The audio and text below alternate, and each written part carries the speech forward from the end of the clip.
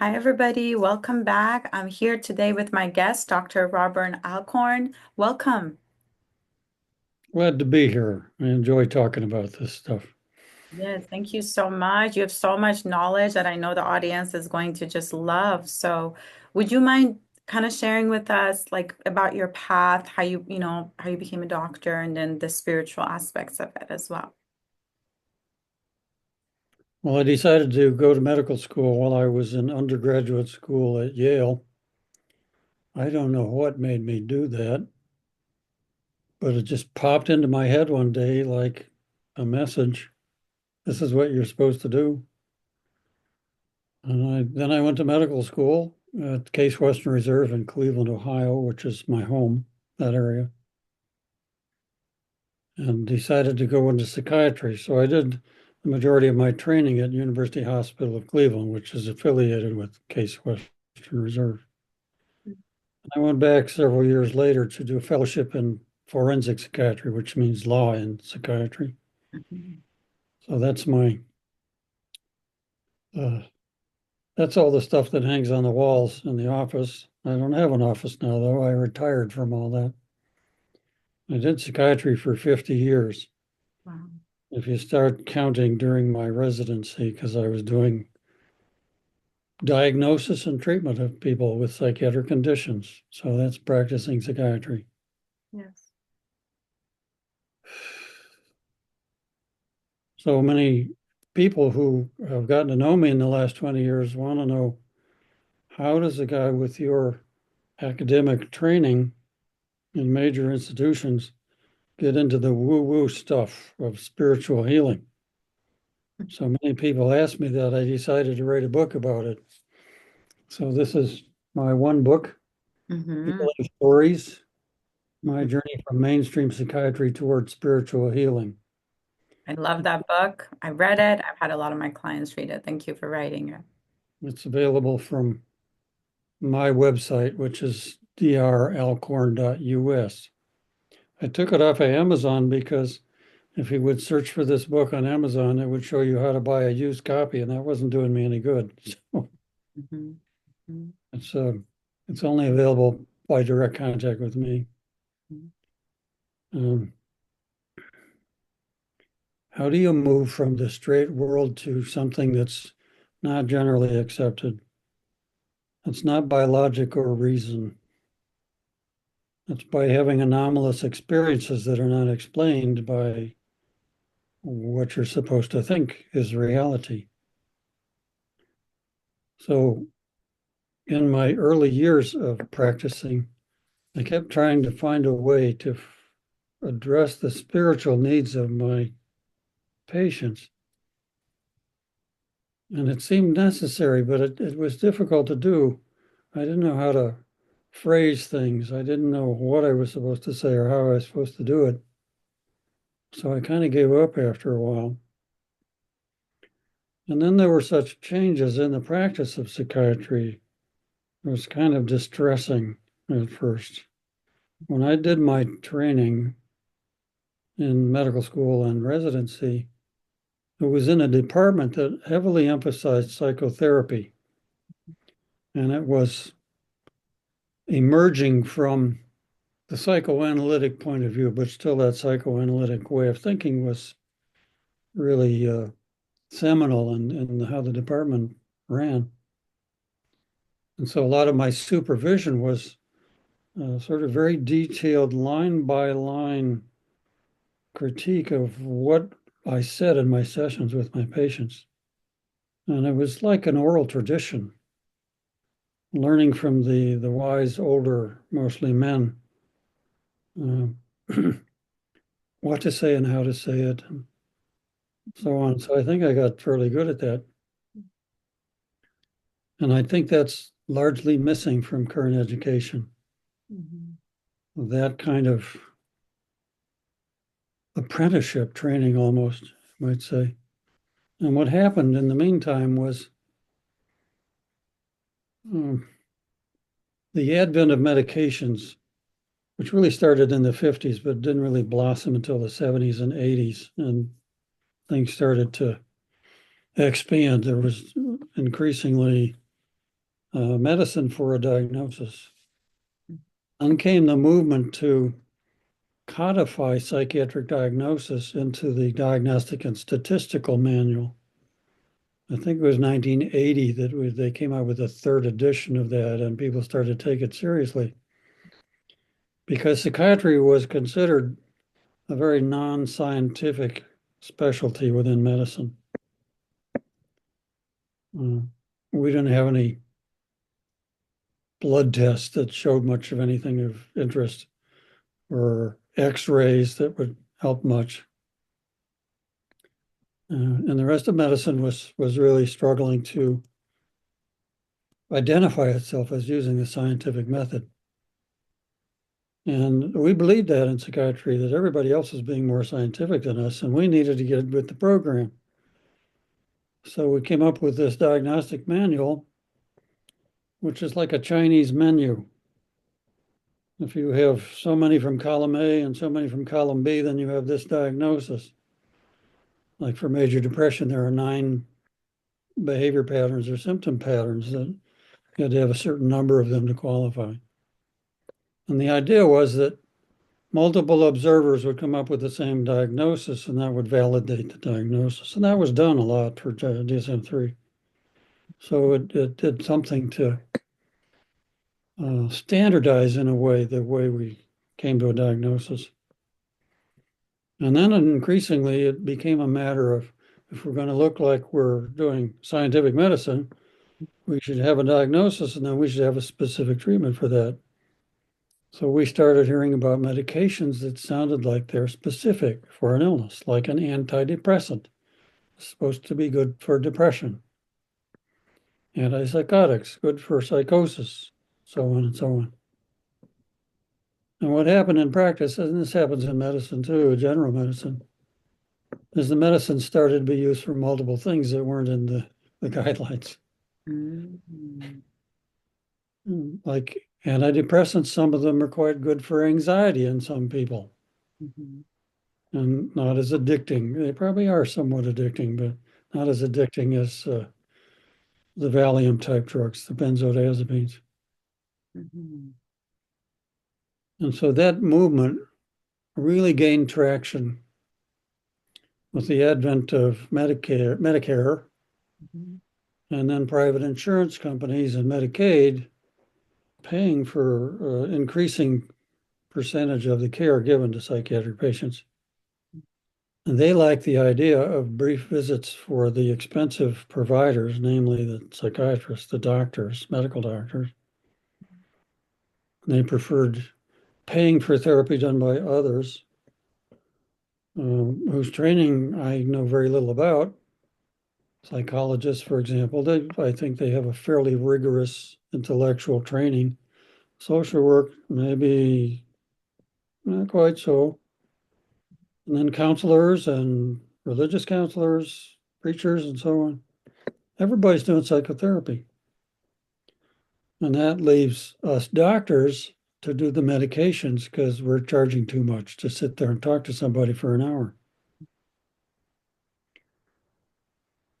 And that seemed to be a good thing for a little while because I had people that stayed depressed, and then they took an antidepressant and they seemed to get better. So I went up that bandwagon also with everybody else. But I had learned in my medical school training from an internist how to do a history and physical. And a history means where you talk to somebody and ask them questions. Physical, you start listening to through a stethoscope and making physical observations. So the way he said to take a history is you ask the person, what's wrong? And then you listen. And you listen. And you listen. We didn't have computers, so you weren't always looking at the screen and trying to figure out what to put on it until they stop talking. And then you say, what else? And you listen some more. And you listen some more until they stop. And then you say, what else? And you listen some more until there's no more them talking after you say, what else? And then you go through a checklist of symptoms. That comes after maybe 20 minutes of listening or more.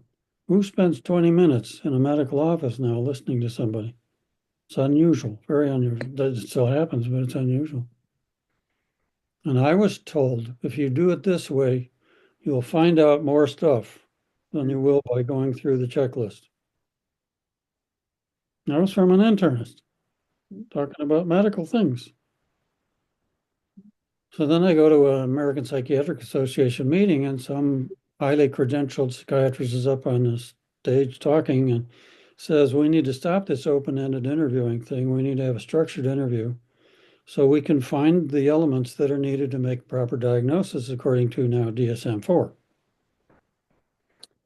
And I was shocked that in the question and answer part, nobody stood up and said, you're wrong. That's absolutely the wrong way to treat people.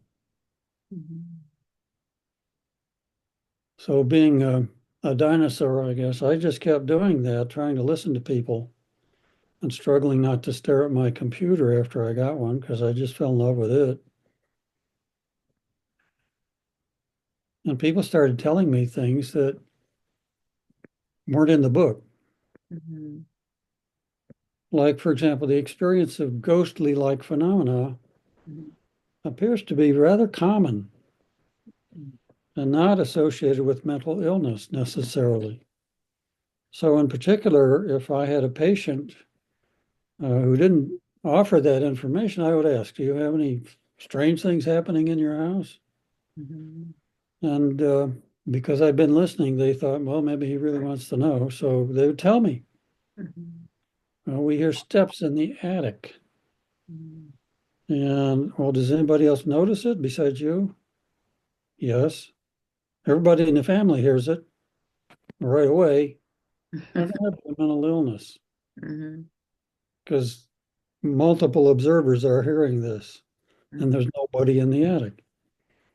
Then to top it all, he said to this particular patient, when I hear the steps upstairs, the dog goes to the stairs to the attic and starts barking. Mhm. So the dog's hearing it. Mhm. And the dog doesn't believe in ghosts or understand anything about ghosts. So I started taking that seriously. Okay, so that's kind of what you can learn from clinical work. Others have written about this too, that in the clinical setting where you're talking one to somebody, it is kind of a sacred space. And intuitions arise in the therapist. Like, I know what's really going on here is blah, blah, blah. And then because you're listening in a certain way, the blah, blah, blah starts getting talked about.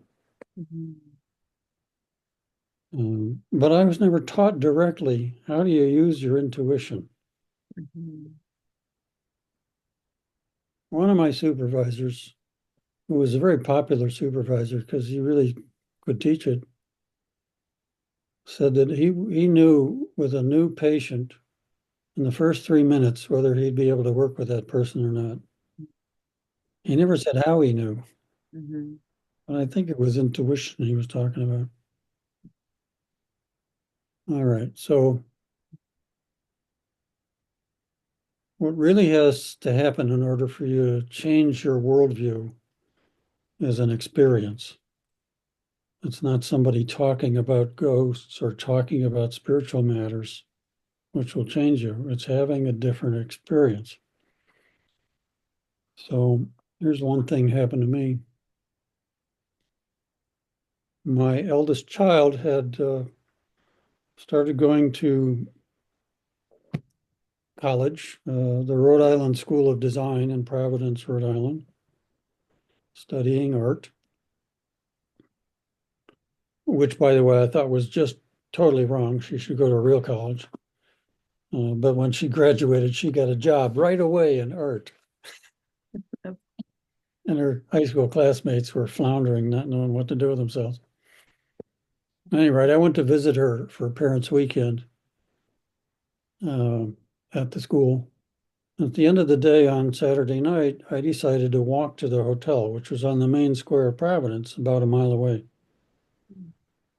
down a hill. So on. It was a little bit of a drizzle, so I borrowed her umbrella, which was red and had lace on the edges. Mm, So here I am with at that time, a handlebar mustache and not the beard, uh, with a little backpack on and a lacy umbrella, walking down the hill and across the creek, and I mhm, come to the main square, and it's all dark. There are big buildings on the left side. There's a park on the right side, and 100 yards ahead or so is the hotel all lit up. And I remembered being told that Providence was not the sort of place you want to walk around at night. mm, There's nobody walking around, just me. Uh, so I start walking toward the hotel, and I heard a voice, like audible voice. mm, mm. And I thought, well, let me tell you what it said. It said, "There's a man in the alley. He's going to run out and grab you." Oh, mhm, Okay, so as you all know by now, I'm a psychiatrist. I'm not supposed to be hearing voices. I'm supposed to be curing that in people. mhm, So what do you do? So what I did was I said, "What?" And the voice repeated itself. It said, like I'm a dummy and wasn't listening, it said, "There's a man in the alley. He's going to run out and grab you." So I felt like I had offended someone. And so I said, "I'm sorry. Oh, okay, okay. What should I do? Should I make a mad dash for it? Should I run across the park and down the other side?" Just walk across the alley. So you should know that as a child, I was alarmingly thin, as somebody once told me, and I was bullied. I did not consider myself to be an imposing figure. I had no martial arts training. mhm, So I walk across the alley thinking, this is the most interesting thing that's ever happened to me. And a man came out of the alley, ran up and grabbed my left arm. So I turned slowly toward him because I wanted to see who is this person that's grabbing me and I suppose going to mug me. And I carefully dropped the umbrella behind me and looked him in the eyes. And he looked at me and he said, "I'm sorry, I made a mistake," and he ran away. Maybe it's because I looked him in the eyes. I don't know. So I turned and my knees started to give out then. I was afraid. I wasn't afraid until that moment. Walked to the hotel, sat down in my room and thought, what just happened to me? What was that? mhm, I was 48 years old. Schizophrenia doesn't start when you're 48. It starts when you're a teenager. And then I promptly forgot about it. Pushed it out of my mind.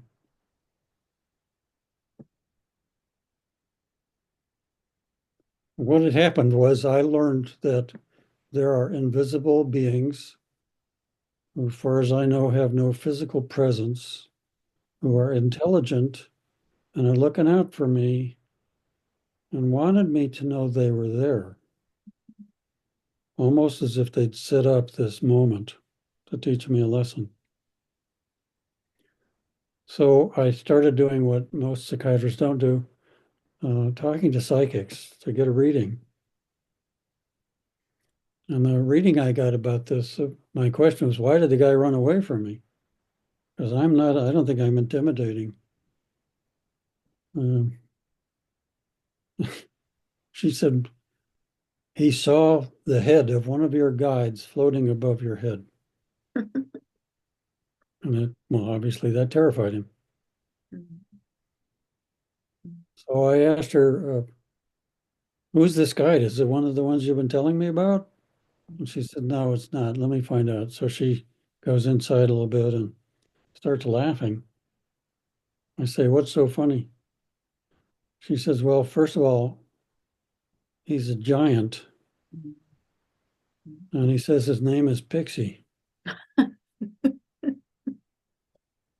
That's awesome. Sorry. That's wow.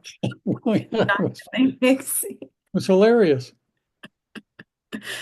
And oh, then he said, by the way, you didn't need my help. I don't know what that means because, Mhm. I flunked out of judo in one class. So over the next few years, this was in the 90s, this happened. I started thinking I need to do something about improving my intuition. I got to start listening to it. I'd read, I think, Judith Orloff's book. She writes about intuition and therapy and a few others. I read a book titled Conscious Dreaming by Robert Moss, who talks about the way dreams inform the lives of tribal peoples and how you could become conscious in your dream state. So I was working on that. I would wake up after a dream and go in the bathroom and shut the door, turn the light on, and write down what I could remember. And after 2 years of doing that, I had a dream in which I was walking around Cleveland Heights, the area where I was living. There was nobody around. And I saw a billboard. There aren't any billboards in Cleveland Heights, but that's what I saw. And there were 3 words on it. It said, move, move, move. So being conscious in the dream, I said, okay, what am I supposed to do? And then I saw myself following a woman down the stairs into the basement of a house, through a secret passageway into another house, up the stairs into the kitchen, and she started teaching me how to cook. I woke up and I write this down. The next day I get up and I got to figure out who this woman is. This was a clear message. I'm supposed to learn how to cook. Okay. And I looked up a certain healer that I knew some friends of mine had been learning from, and her name is Rosalind Bruyere. And she was the woman in the dream. So I signed up for a workshop she was giving in Arizona 2 months later, October of 99. I went to this workshop and walk in there to sign in, and somehow I felt like I was home. No idea why I felt that. I had no idea what healing was or how they did it. And I went into the meeting room at the hotel, which was a large room with chairs enough for 60 people or so. And in the back were a bunch of massage tables. And because there was some time before we started the evening, uh, people were getting on the massage tables, and others would stand around the table and do something or other with the clients. So I stood by one of the tables and watched. And there were, I think, 5 people with their hands on this woman. There was one man. There was very few men at this thing. And after 10, 15 minutes, he says, okay, I think she's cooked. And everybody steps back. I did not realize the significance of that statement until I was telling my wife later about it. And when I said, I think she's cooked, I realized, oh my God, that's where I went to learn how to cook. And cooking means running energy in somebody through your hands. In that context, that's the way Rosalind talked about it. You're cooking them. So I learned how to cook. I studied with her for a while, and I studied with some of her pupils who live in Cleveland who were teaching a slightly different form of hands-on energy work, not Reiki, but something else. Nervous system energy work. They would teach you how to connect into the energies of the nervous system itself, and that way get through into anywhere in the body you want to go. It's a little different than Reiki or some others.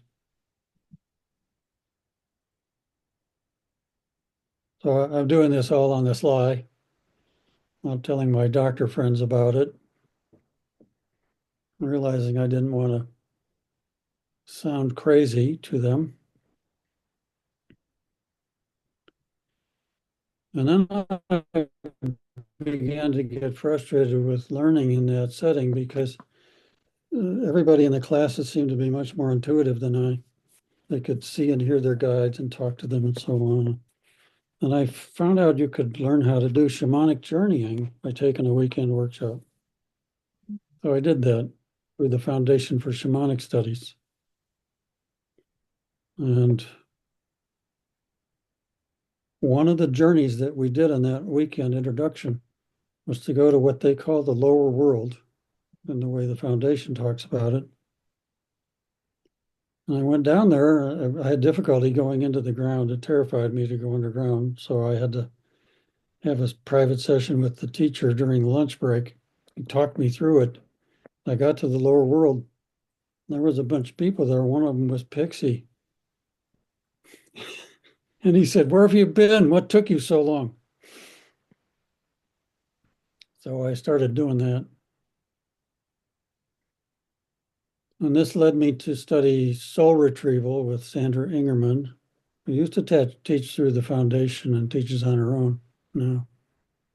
And at that gathering, which was 55 people, 3 or 4 of whom were men, one of the men came up to me and said, "This is so great. You're a psychiatrist learning all this stuff about shamanic journeying. You really should learn depossession. You've probably seen a lot of people who are possessed."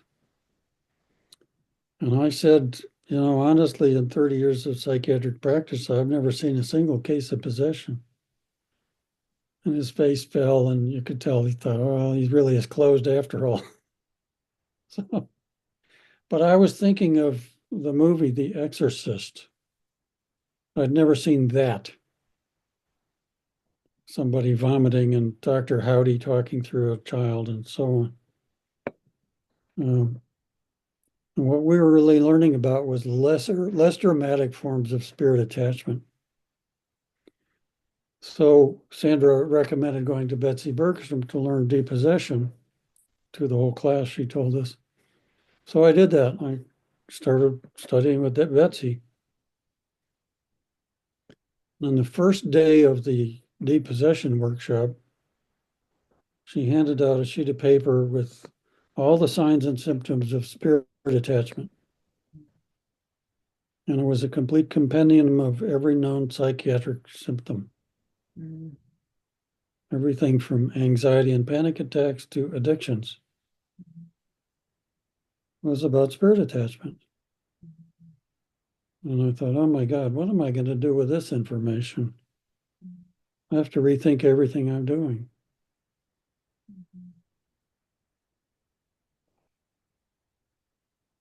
So that's how I got into the crazy business of working with crazy people as if they're not, but they're affected by spirits. Uh, I even did some of it in the medical setting because I was the medical director of a mental health center for a long time. And that made me sort of the 800-pound gorilla who sleeps wherever he wants. That's the joke about that. Mhm. So I could control my schedule, and I'd schedule people for longer sessions who I thought might be open to this. Uh, Always by making it clear to them, this is outside of normal practice here. Are you agreeing to do this, knowing that this is not what most psychiatrists do? Mhm.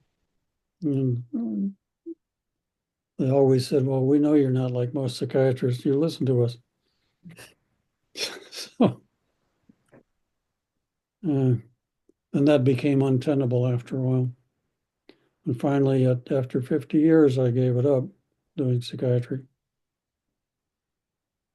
And it's interesting after that, which was 3 years ago, when a new person would come to me for spiritual work, I found myself freed of the necessity of thinking about whether or not they have a psychiatric illness. Not that I forgot everything I know about that, Mhm. but I always felt like I have a duty to come up with a proper diagnosis. Let me say just one more thing I want to say about this. At the depossession workshop, uh, like in a handful of men and 25 women, somebody asks me, how do you know whether somebody has a spirit attachment or a real chemical imbalance in the brain? Mhm. And I said, I have no idea. I'm new at this. Mhm. I really don't know. Mhm. And then the teacher asked me to talk about that question. And so I was talking from preliminary ideas as somebody who hadn't depossessed anybody yet, didn't really know what all that was about. And I said, this is 2007, okay? Mhm. Um, this idea of a chemical imbalance in the brain was disproved in the 1980s. Mhm. There's no scientific basis for saying that. Mhm. It was thought that depressed people had a deficiency of serotonin in the brain because serotonin reuptake inhibitors like Prozac, well, earlier ones than that because it was the early 80s, seem to help with depression. That doesn't prove that the cause of depression is a lack of serotonin. Mhm. And in fact, measurements of serotonin levels through excretion in the urine of the metabolites of the breakdown products of serotonin as it leaves the body were no different in depressed people and normal people. So we have the psychiatry profession has moved forward as if manipulating neurotransmitters is somehow addressing itself to the cause of the disturbance. That's not a logical conclusion to draw. Medicine does something, that doesn't mean it's addressing the cause. Maybe suppressing something, stimulating something, but not changing why did they get sick.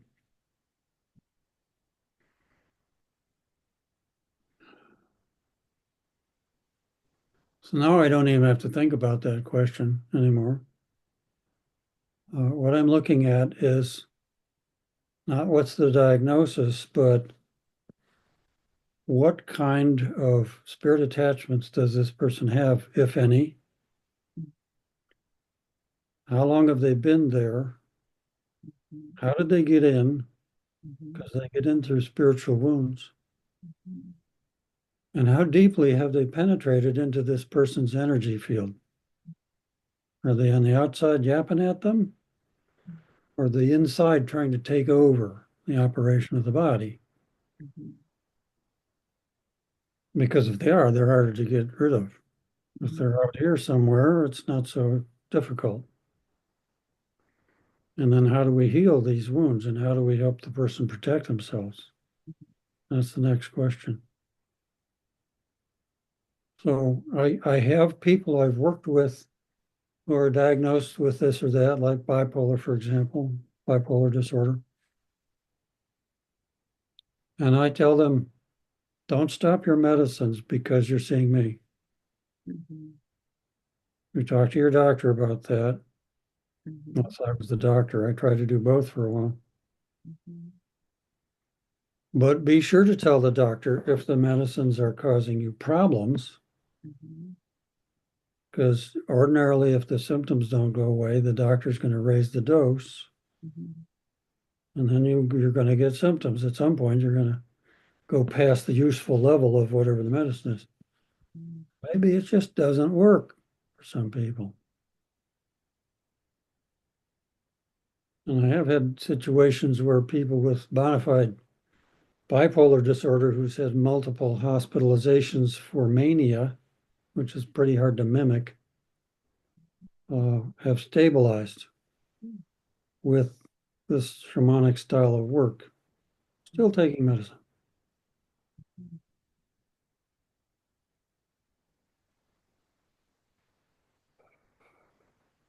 So I wrote that book and I wrote it in 2009.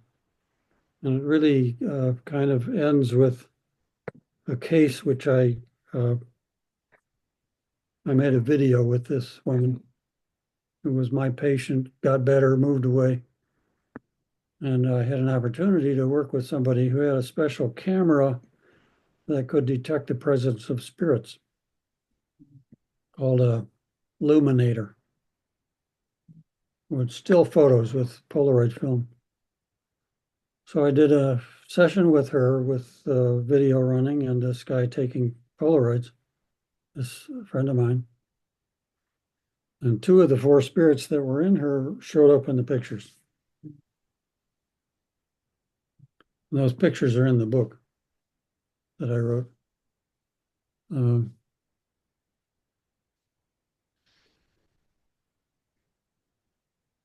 she was said to be bipolar. Uh, she may have been, or she may have, or this mood instability thing may be the result of having a nasty spirit in your energy field that's throwing you off balance. Maybe that's the cause of what's going on. Who's going to do a study of that? Well, nobody, because what funds studies is government money and pharmaceutical company money. And neither of those sources have any motivation to study anything that sounds so far out. I can tell you that among tribal peoples, it is commonly believed that spirits cause illness and other troubles, fights between people, wars between tribes. And so it is the shamanic practice that addresses that.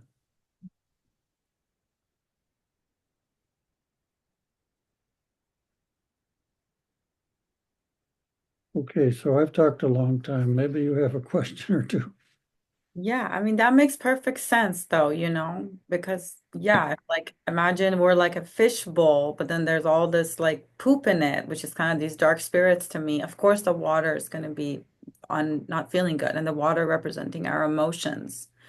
And I know in your book you talk about like depossessing people and like how we do it kind of like gently, right? Like we're kind of like redeeming the dark energy, sometimes turning them to light. So I think that also gets added to the person a lot of times, right? It's like we're removing something bad, but then you're adding something good in. So it's like I think that's why people become more stable after these types of sessions versus with traditional clinics I've worked in, you worked in, we see they get put on medication.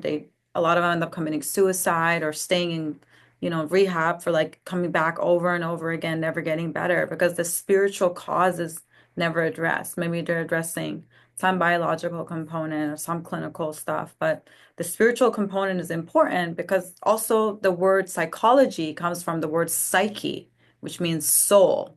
So initially, the study of psychology was a study of the soul, so more of a spiritual thing than like a mental thing, right? This reminds me of another story. Okay, perfect.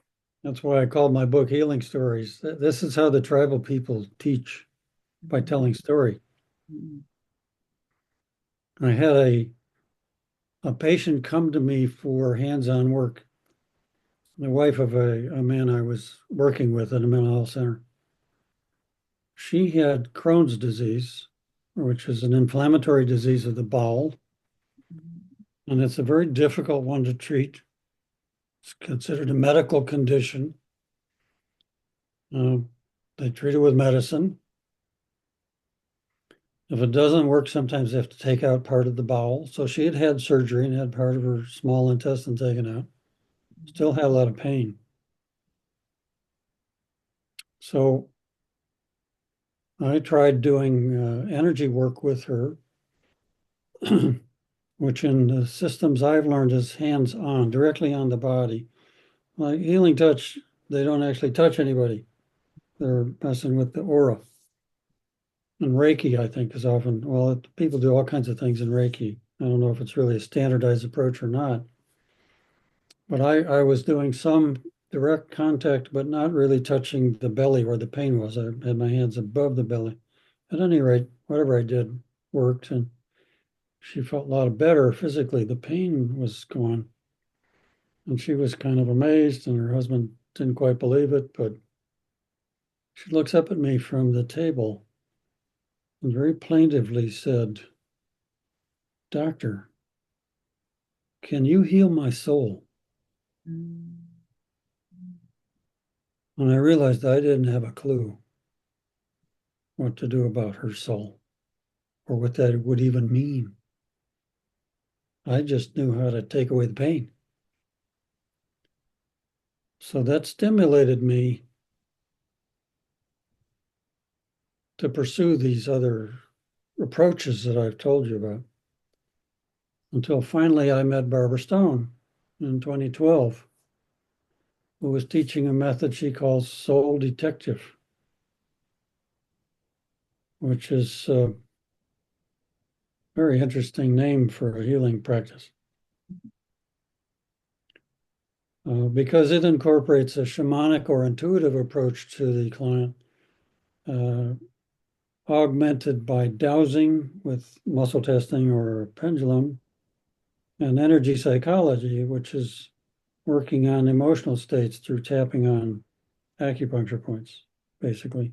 There are some other things in energy psychology besides that, but that's the common thing that's done. And she put together an organized approach to learning how to incorporate all sorts of healing techniques, not just one kind. So you could be studying pranic healing or theta healing or Reiki or you name it. And that can fit into a soul detective framework. It gives an intellectual framework for understanding what's going on with people and how to approach it. So I was skeptical of this at first, but gradually got won over and became a certified soul detective and a certified teacher of it. And now my children think I'm certifiable.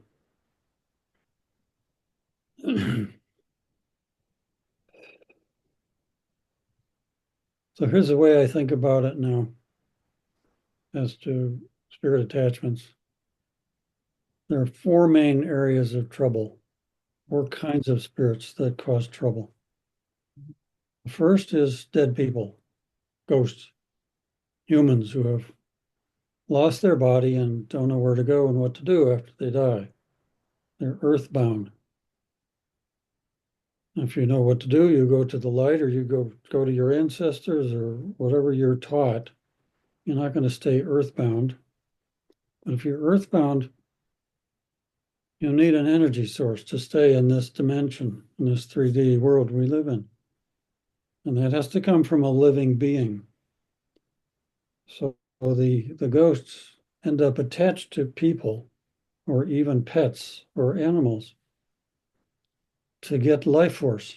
And they do this not with any intent to harm anybody, but it harms people because it drains your energy. And then if you don't know that's what's going on, you don't know whether the feelings you're having are really yours or not.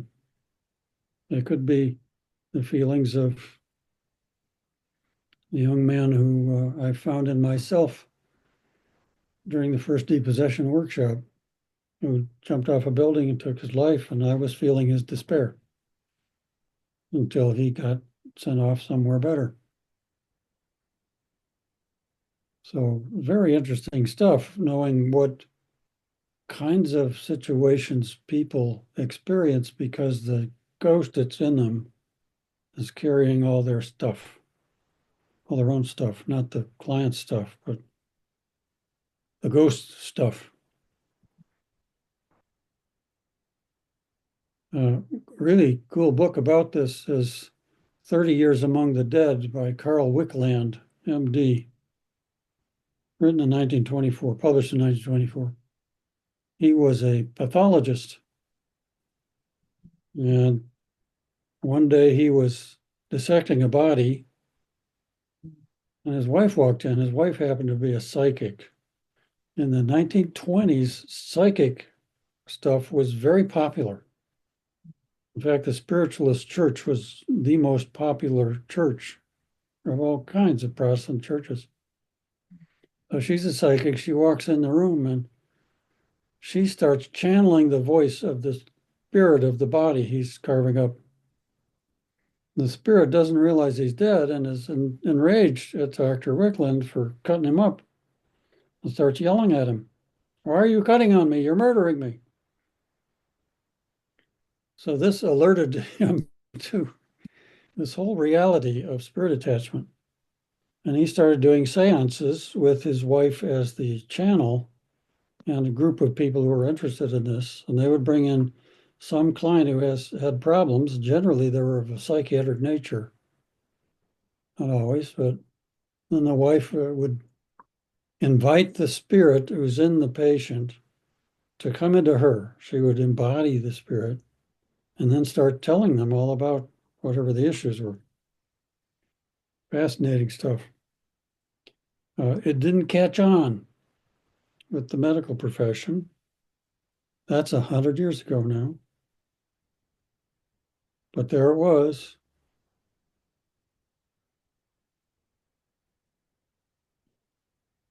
All right, so that's one group is the ghosts. And they're fairly easy to deal with because I talk to people all the time. If they happen to be dead people, they're still people, and I know how to talk to people. I'm doing therapy with the dead. Do you know you're dead? No, I'm still alive. What are you talking about? Where's your body?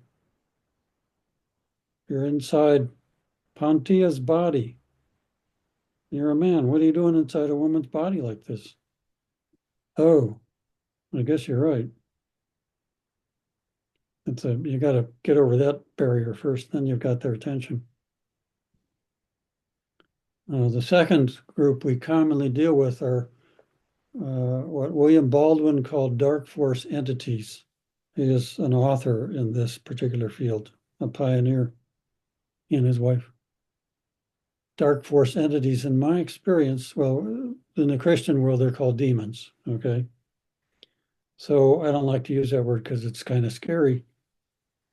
And I don't want to scare my patients, my clients. What I find generally is these are angels who have fallen from grace. In the world of dark entities, it's organized like a military outfit. Any given dark being has a boss, superior officer, and that one has a superior officer, so on. So there are many layers of authority. When you get to the top level, the archdemons, their boss is not a demon. And it's not Satan either, unless you use Satan as a very generic term. It's a reptilian. And these reptilians have captured angels who don't follow protocol of what they're supposed to do when they come to Earth to try to help us. And they get frustrated with us. We don't listen. What are we supposed to? How am I supposed to help you? You don't listen. And they get angry. And the anger attracts the reptilians who come in and snatch them and say, oh, you're angry. We can help you get revenge for this. So those you can dialogue with, or you can have the angels, the archangels deal with them, clear them, and take them back into the angelic realm to be retrained. You don't just cast them out, which is what the exorcists do and the deliverance ministers do in the evangelical movement. I call it smacking them over the head with the Bible and chasing them away. And what they do is go to somebody else in the audience and attach to them. Or they wait a while and come back to the client a few days later.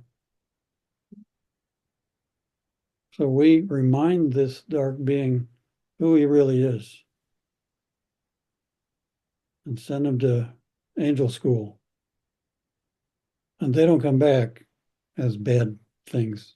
They come back as angels, if they're allowed to come back even, because they kind of screwed up and they need to get their act together. The third group of attachments is jinn. That is an Arabic word. These are known in the Islamic world.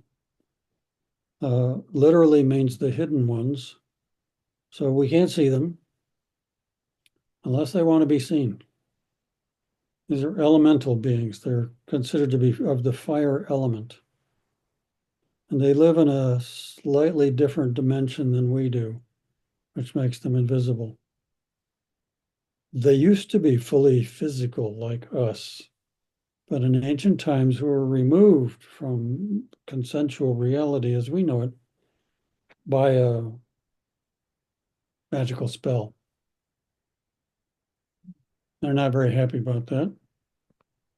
They're also not very happy because allegedly Allah, as it says in the Quran, created the angels from light, the humans from clay, and the jinn from smokeless fire, which is probably a reference to plasma, the fourth state of matter.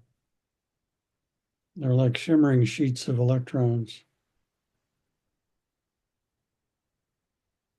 And then Allah told the angels they must help the humans and do what's needed for the humans. And the angels said, "You got it, we'll do that."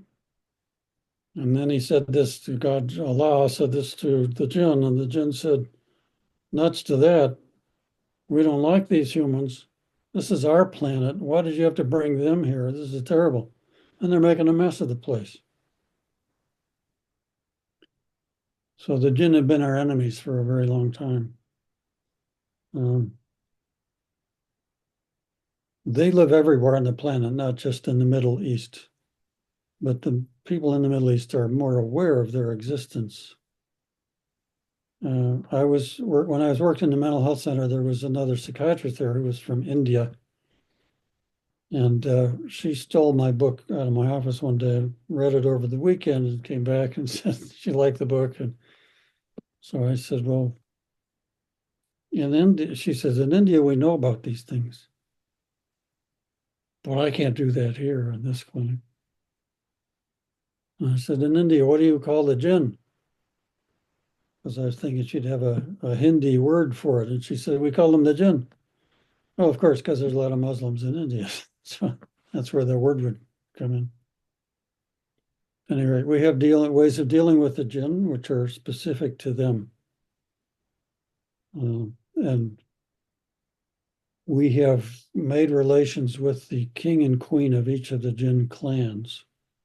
So they assist with this work because they want the war to be over between humans and jinn. So it's very interesting to do that. It's fun to do that kind of work because it's so amazing to the patient when they get well immediately when the jinn leaves. And the last group of the four main things, the way I categorize it, is extraterrestrials. So yeah, I'm probably pretty crazy because I don't think there are too many psychiatrists who openly talk about belief in extraterrestrials. Not that I've ever experienced contact with an extraterrestrial. I've seen things in the sky that I think were not human origin craft a couple of times, not a lot. And there are many, many, many, many, many kinds of ETs. One of my friends asked me one day, "What do you think about the ETs? Are they friendly or not?" And I said, "It depends on which ones. They're like us. Some of them you don't want to get anywhere near, and some of them are just great." So from the former category, we have the reptilians. Seem to be three kinds of reptilians that cause trouble on Earth. The Draco reptilians, these are physical entities. They're not spirit beings. Physical entities. They live underground on Earth. The Dracos are 24 feet tall. They look sort of like dragons. And they're considered the royals of that world. And there's the Nagai, that's a Sanskrit word.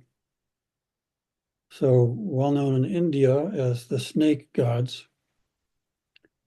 They generally are described as standing on their hind legs and being, in other words, looking sort of like human. But they have a big snout and they have green lizard-like skin.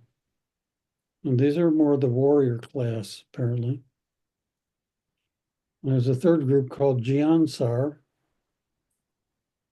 which are astral level beings. So they don't seem to have physical manifestation, as far as I know. and that makes them harder to find and harder to deal with. Uh, so they're the only ones left that are causing a lot of trouble because the physical reptilians have largely been removed by military action. And that would be subject for a whole other talk. Yeah. But the clearing out of the underground tunnels is a big story. Which is where they live and where they take humans they abduct and do awful things to them. The reptilians are in league with the Greys, which is your classic ET with the big head and the skinny little body and the big eyes. There are several kinds of Greys. There are different groups from different places in the universe. They tend to be very intellectual and very unemotional. The reptilians are like lizards. They're not warm and fuzzy. They're not mammals. So unless you really like snakes, you wouldn't want to get close to them. So the Greys are kind of the assistants to the reptilians. The reptilians are really the ones that have the power in that bunch. But this alliance has been decimated by action of Pleiadian warriors in conjunction with Earthling militaries, Terran militaries, as they would say. And that's borne up by my experience in doing reptilian work before the COVID years. I would see a lot of Nagai attacking people and occasionally Dracos. Lately, it's all been Giansars. Hardly ever see a Naga or a Draco. I think they are mostly gone. So you can see it depends on what kind of spirit it is, what you're going to do with them. That's very important. So if you have a limited perspective on what a spirit attachment could be, like classic Catholic exorcism, anything that's acting like a spirit that's harming it's even talking to the person, must be satanic and has to be smitten over the head with the Bible and holy water sprayed on them. In some cases, that just makes them mad. They laugh at it. In some cases, they just go away for a while and come back. Yeah. Well, the complexity of this is hard to overestimate, especially when you get into the ET world, because there are books been written about this by people who know more than I. Hundreds of different races of ET beings that may have some interaction with our solar system. And they all have their own agendas. And that's just a small portion of the known universe. Our galaxy is not the biggest galaxy around. Andromeda galaxy is 2.5 times bigger than we are. So if I run into non-reptilian, non-gray problems with a client, I don't know what to do. So I ask for help from the friendly ETs for that.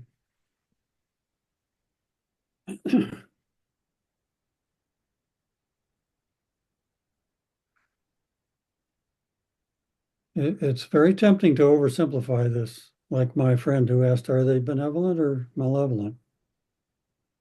It depends. They may be quite neutral, but are doing scientific investigations of people which are painful and result in implants being put into people that cause all kinds of disruption and they didn't intend to mess anything up. They just were studying us like we're lab animals or something. That's not evil intention. It's the way we treat lab animals, studying us. They're smarter than us, so they think they have a right to do that. And there are others who couldn't care less about us. They want nothing to do with us. They consider Earth a kind of a slum. You don't want to go there because those people, they kill each other all the time. What's up with that?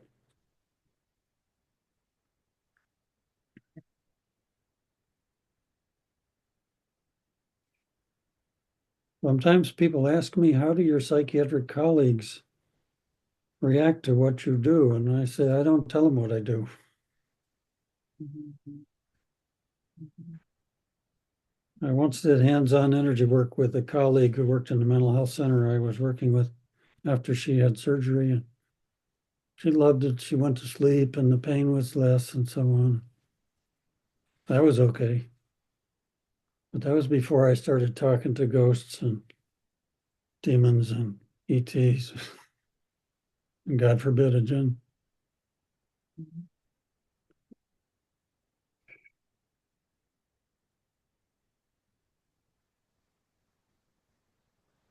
What do the Geonsars look like exactly?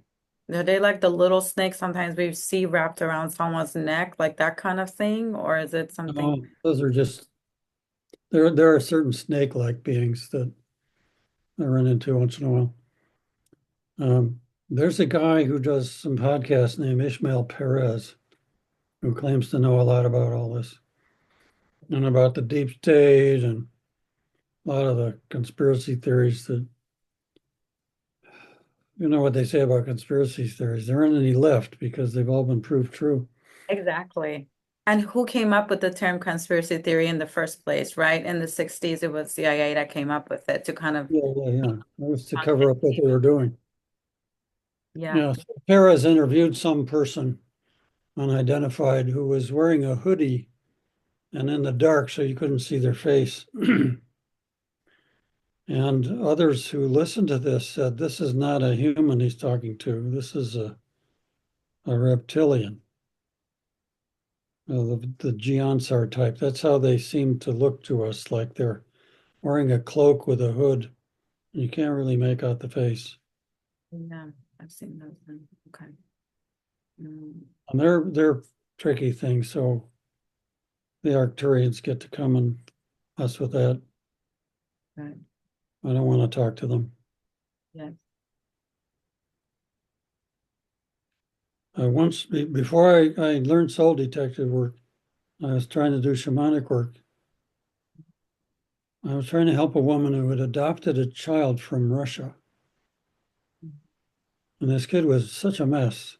Nobody could help with him. He was very hyperactive and he'd go running around the house and acting crazy. So I tried to look at what had happened to him that caused this. And I was shown that in the orphanage he lived in Siberia, there was a dark critter who lived under that, who was feeding on the energies of the children. And so I asked for a being of light to help me find out what to do about that. And Jesus appeared. He's not always who shows up to help me, but he did that time. And he said, this is a reptilian being, and you don't want to dialogue with it like you like to do. I will take care of this. And it will take 1,000 years to reform him. That was my first warning about reptilians.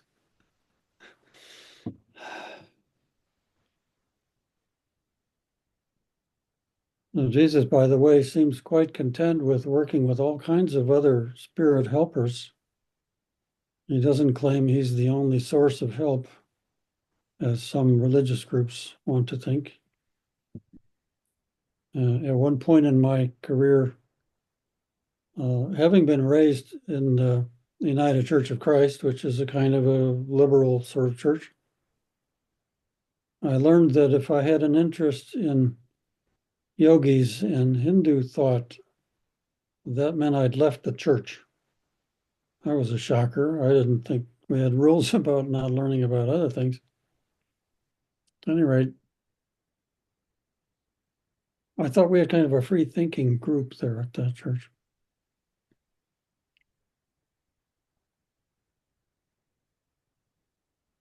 How did I get into that? Oh, yeah. I became a non-believer after college and getting enlightened about all this intellectual stuff you learn in college. And I came across a series of books purporting to show that Jesus never existed. because there's no independent account of his presence on earth other than the Gospels and the New Testament. There's no record of him being crucified. And the Romans kept meticulous records of their legal proceedings, blah, blah, blah. This is what they said in this book. So I began to think this is not worth bothering with trying to talk to Jesus, you know. And then I was running a group where we were trying to learn how to channel. So I would open sacred space for the group, and then I'd wait to see which high, compassionate being of light is going to come talk to us. We were not trying to channel your grandmother with a ghost in the bedroom or something. We were trying to channel wise, compassionate, helping spirits. And I started in my mind's eye seeing the classic painting of Jesus as a very handsome white man with deep, dark brown eyes and long, wavy brown hair and so on. And I said, really? You're coming here to talk to this group? I don't even believe in you. And he said, well, I don't mind. Here I am. Well, don't you understand? Half of these people are Jewish in the group. And he said, well, so am I. So he had kind of a sense of humor. So that changed my attitude a little. I'm still a little bit on the fence about who Jesus really was and so on. There seemed to be some indication there are multiple people that have lived at that time who carried a similar name. It wasn't Jesus, it was Yeshua. Uh, Although since he spoke Aramaic, his name in that language is Isha. A person who was an Aramaic speaker told me that. Um, and there are records of an Isa or Isha appearing in uh, monasteries in the farther east than Palestine, like India even. So there's, we don't know anything about him between childhood and 30 years of age when he started preaching in Palestine. It may be the same person, maybe not. We don't know for sure. At any rate, the way he appears in my work is when there's somebody who really wants Jesus to be the one who helps, okay, we'll ask him. Because they wouldn't be comfortable with Ganesh or Kali or Black Elk or some Native American kind of thing. Or just sometimes he shows up because he's the one that's needed. But he doesn't insist that I only work with him.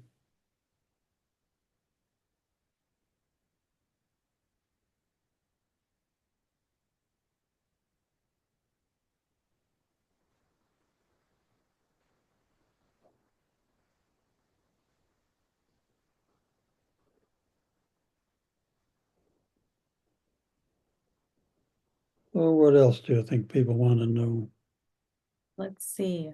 Um, you If you talked want to learn about Soul Detective, Yes, let's talk about that because you and your wife teach this wonderful course that I've had a chance to learn from you both. It's so amazing. And I love that it's so detail oriented and we spend so much time practicing and learning. So, yeah, could you please share about that? And there's 5 levels, right? well, there are 4 levels. The 5th level is becoming a teacher. So Mhm. that I guess there's 5. When I started with Barbara learning this stuff, there were 3 levels, but we kept learning new things. So the reptilian work has now moved into level 4. It's still level 3. Uh, Starts with learning how to be centered and balanced in your energies and learning to muscle test or douse. With the advent of COVID, a lot of this work is done on video conference.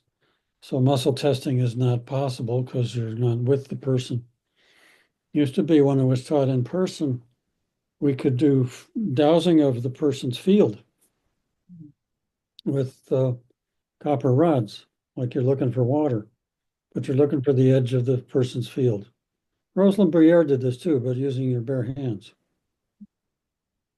So if you find that the field should be symmetrical around the person. Like if it's 10 feet in front, it should be 10 feet in the back and the sides. So if you've got 10 feet in the front and the back and the left side, but the right side is 2 inches, this suggests there's something over there on that side that doesn't belong. That could be a clue you've got an earthbound spirit hanging on. So that part is a little harder to do when it's video conference.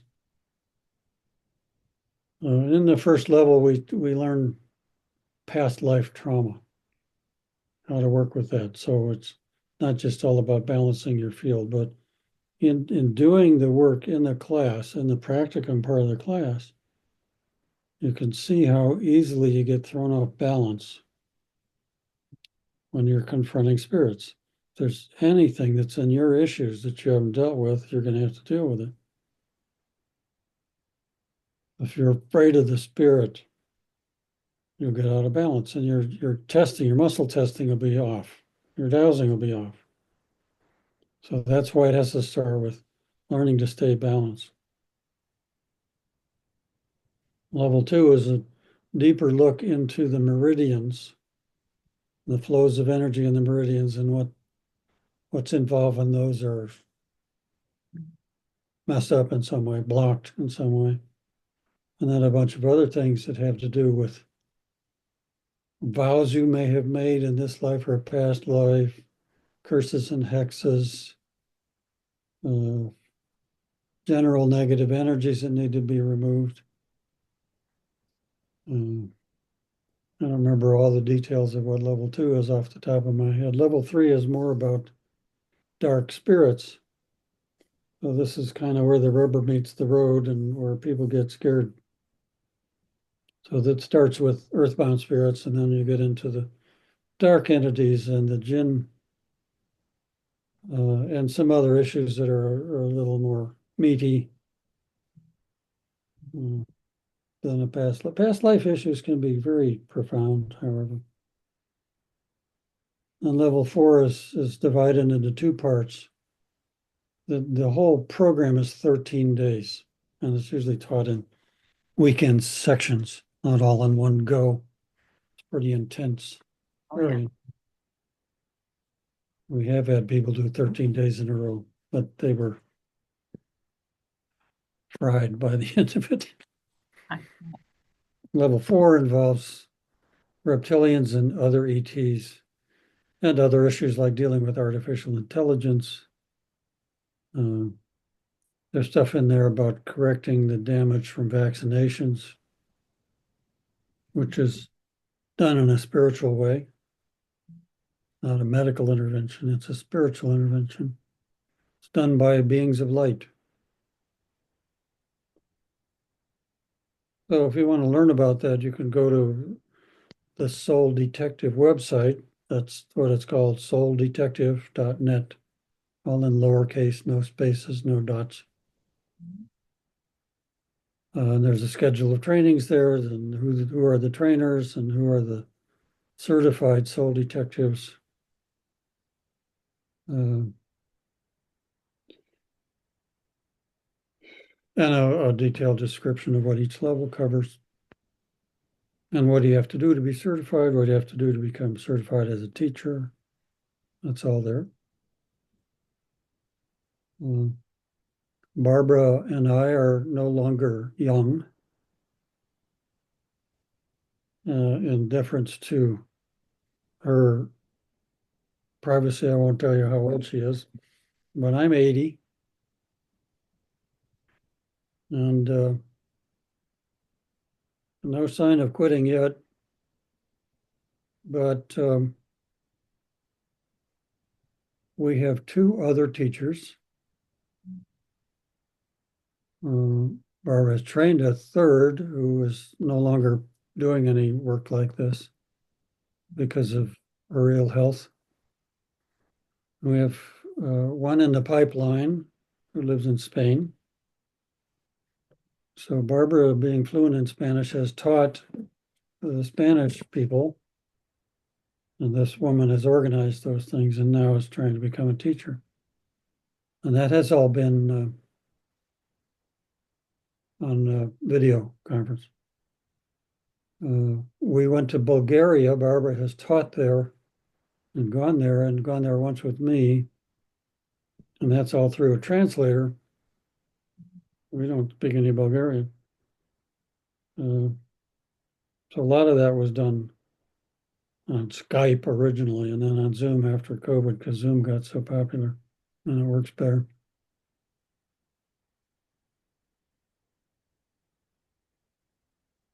She's also taught in Costa Rica. It was a while ago. It's gotten more complex and detailed and lengthy. Used to be an 8-day program. Now it's 13 days. And the people who come to it usually are healers or mental health professionals. Occasionally others will come, but we're concerned about people not having some kind of professional training because in professional training, you learn how to interact with people and have ethics and keep boundaries and so on like that. But there are exceptions for extraordinarily talented people.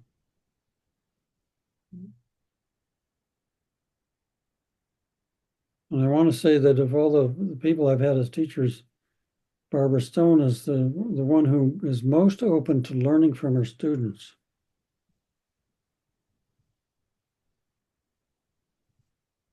Like I've had others, like I've wanted to talk about the jinn with other people I've studied with, and they don't want to hear it. It's not in their wheelhouse. So at any rate, almost everybody who studied with Barbara uh, thinks it was a transformative experience and was wonderful. I loved it. I learned so much already in the 2 levels we've covered. So I'm so excited for the next parts. And I just want to ask you, like, do you feel like that's what's needed, like going forward for like people to kind of be educated on this aspect of healing, the spiritual as this is because the whole earth is kind of covered with these dark energies right now, right? And they're inside of people, they're around people, they're with the children, with the animals, like in the government leaders. So is this kind of like the next step forward is for everybody or people that can to learn so that there can be a team to address this kind of like all over the planet? I think that Soul Detective is the future of mental health treatment. That makes sense. Mm, I don't have to dance around it anymore. I just think that's where it ought to be. Uh, doesn't mean we throw out everything else we've ever done in Western life, but we're talking about what's needed in the world. Uh, what we really mean, I think, is what do us people who are educated in the European American style of thinking need? Mm-hmm. Because the world has become the plaything of European colonizers and now the American empire. When you have Kentucky Fried Chicken in Bulgaria, that's the reach of the American empire, the profit-centered empire. The tribal peoples know all this stuff. And they have their own way of doing it. And so they're hoping we'll wise up because we don't go away, we just get bigger and stronger. So one of them, the Native Americans couldn't kill us off, so here we are. But they're wondering, why can't you see what's so obvious? Mm-hmm. And that's what we need in this way I was trained in my religious training, my formal education, best schools, blah, all that stuff.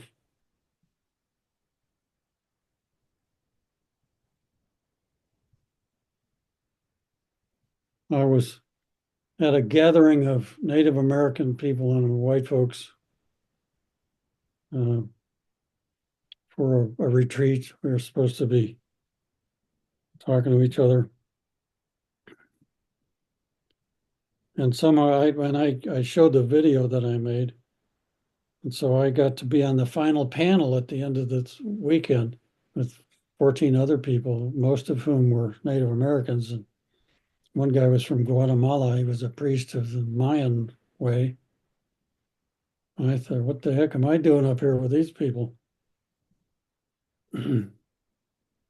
So I started my remarks by, well, the Guatemalan guy, he was the first guy to speak. He lit a candle and held this candle the whole time he was talking. And he was speaking Spanish, so his daughter was translating. And he said, I'm an uneducated man. I just know the ways of our people. And so I started that way. So I got up and much later in the group and I said, well, I'm the educated man. I went to school for 13 years and after high school. And it's taken me a long time to unlearn all that. And all these Indians started laughing. And I feel like I can say call them Indians because that's what one of them said. You might as well call us Indians. We're not Native Americans. We're not from here. We're from Asia. And we came here before America was anything, so we're not that. He said, I'm an Ogallala Sioux from Pine Ridge. And my grandfather was so and so. That's how he would introduce himself, by his lineage. So yeah, there needs to be a rapprochement between these ancient teachings and what we are so proud of in our American education system, uh, which is missing the boat in some very important ways.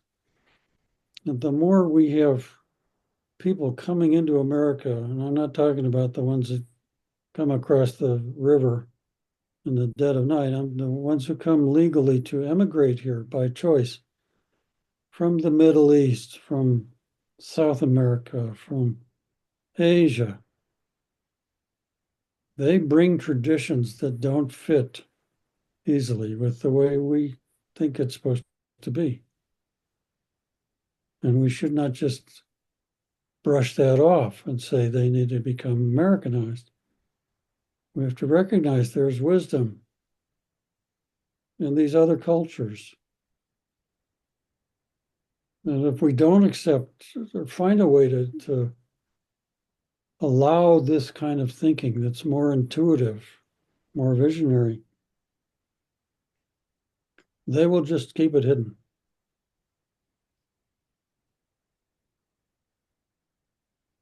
And we need that. Yeah. Even in science,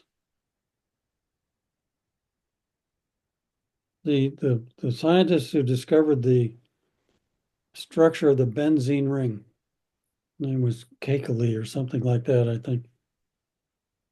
Nobody could figure out, they knew how many carbons and oxygens and all that stuff are in the benzene, but they didn't know how that was put together.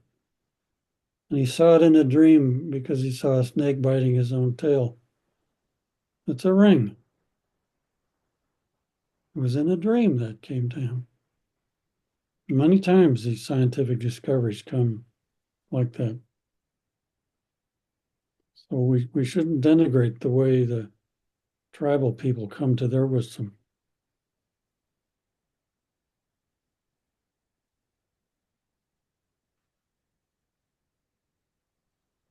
Right now, my wife, Barbara, is focusing on teaching and writing, not on treating clients.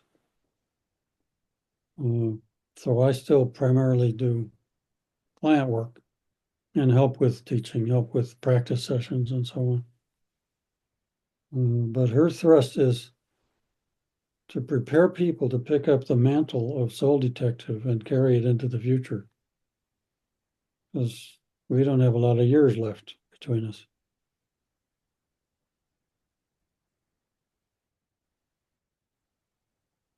And whatever other thing you've studied to try to learn healing, learning soul detective won't contradict it in any serious way.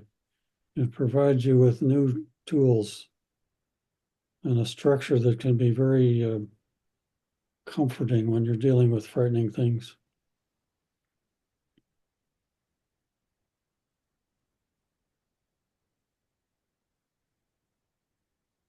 And it works, because you've seen with your clients after they have sessions like this, they feel better. I remember working in trauma clinics 1 year with a client. They were just having the same symptoms, and they would try this medicine, this treatment, and it just wouldn't get better because the client there was a demon attached to them that was making them cut their arm. We had so many clients that were cutting themselves in that one clinic. So these methods work. And so I really do hope that more people be open to it and learn it because then we can actually help humanity. With the current mental health crisis, 50% of people in America are on psychiatric drugs right now. And I don't see happy people walking around. So if those medicines were working, I would see more happy people walking around America, and I don't. So I'm so grateful that you guys teach it. And the next class is on the 18th, right? So can people sign up for that still, or is it kind of because it's the middle of the training, they would have to start over? Let's start at the beginning. Let's start at the beginning. Okay, so they can do the one you guys teach next one. You can check the other teachers, the one in Toronto, one on Long Island. I don't know what their schedule is. Mhm. Sometimes you can people study level 1 or 2 with one of the other teachers and come to Barber for level 3 and higher. Sometimes you can go all the way through with the other teachers. Yeah. I think what's important about what you're saying there is, uh, in terms of proving whether this stuff works, there are no double-blind studies. I don't know how you could set up a double-blind study, but science within the mental health field doesn't have to be limited to double-blind studies. Science is about observing things and drawing conclusions from careful observation. Mhm. So I like to think of it as, does this work or not? The proof of the pudding is in the eating. To do a session, does the person get better? Do they feel better? Does that last? Mhm. That's important too, because a lot of people feel better and something happens and they're not good anymore. Now, Mhm. maybe they have more stuff to find Mhm. or new stuff, Mhm. but the change is more immediate Mhm. than with any psychotherapy I've ever done and doesn't have the side effects of medicines. Mhm. People can get less anxious with medicines and then they're addicted to their Valium or they're taking an antidepressant and they're impotent Mhm. and orgasmic because that's what the serotonin reuptake inhibitors do and other things. They're not going to die from it, but they're not going to be happy like that. And the treatment of psychosis, you can calm people down, but the voices are still there. Patients just stop talking about it because if they say, I'm still hearing voices, they get a heavier dose. Exactly. Very simple. The patients aren't stupid. They know Exactly. how to manipulate the doctor. Totally. Yeah, I worked in one clinic. It was like a lot of felons, and I remember like they would come tell me because they knew like I believe, but they would like not tell the other people. They'd be like, "Yeah, I saw that thing over there," and I would just teach them to meditate to kind of like because at the clinic setting you can't do much. So I would just do mindfulness and meditation, but exactly like what you're saying, like the voices don't go away; they're still talking to them, you know, and they just don't talk about. We had one Native American guy that worked there, and we used to do medicine circles in the rehab for the felons. And there was maybe like 40, 50 people in a group, and we would kind of, he would do the tobacco, and I would just kind of hold space. And I remember one time we even brought in a wolf, and we had the wolf go up to each of the patients, and there was only one patient that was aggressive towards the wolf. So out of like 50 felons, they all have all these records. Everybody thought they're dangerous. They were also gentle when the wolf came in. But there was one of them that kind of tried to kind of like rah, like that at the wolf. And I think he was like maybe high functioning autistic or something like that. So that was interesting to me too. So, but they all responded to those medicine circles, versus like the group therapy. Like, let's talk about your mother and father. It's like, okay, but that's not going to fix anything. But then the medicine circles, and we would pray and we'd offer it to the creator. I would see the clients like felt better, for a few days, it seemed like. So that was a traditional clinic, but we had one guy that was Native American, so they would let him run those groups. And so that was really wonderful. Yeah, but I think things like that, like integrative medicine, right? Dr. Alcorn, like they can like have the assessment for suicide, but maybe if the kid, especially since you talked earlier, like there's kids that are psychic, right? Like there's these kids being born and they remember their past lives. We shouldn't be putting a 5-year-old on antipsychotic medication. It might affect their organ development, but it would be good for them to have maybe a therapist and then a shaman talking to them to maybe even like develop those gifts, right? Yes, well, I hope that can happen. Yes.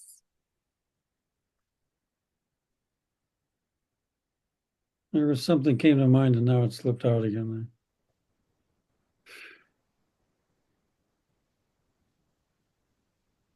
Oh well. I see. Hmm.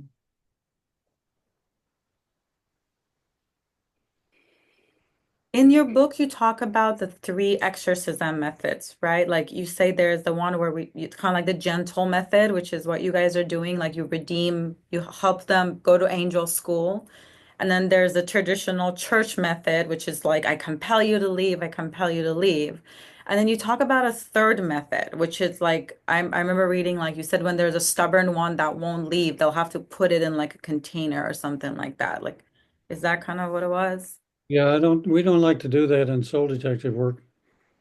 I learned that earlier on. You put them in a hermetically sealed jar and stick them on a shelf.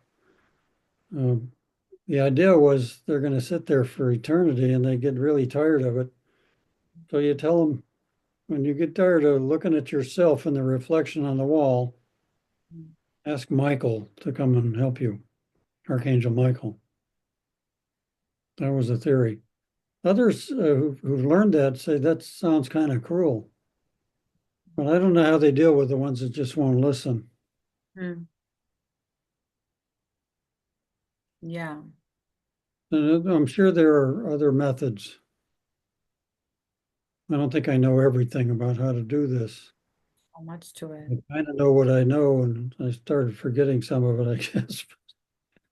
Yeah. What happens? It is interesting to realize when you talk about whether what we're doing is scientific or not. Uh, it is claimed that 85% of interventions done by regular doctors, allopathic physicians, people with an MD after their name, are unproven. No scientific basis. 85%. So when they start talking about what you're doing isn't scientific, well, look in the mirror. Mhm. I learned something interesting from my wife yesterday. She wrote her first book she wrote was about psychological factors in surviving cancer. And she said there was a study comparing placebo to chemotherapy. They don't do that anymore. They test one drug against another. But in the placebo group, what that means is they get a pill, but it's not a real pill. There's nothing in it that's supposed to be useful.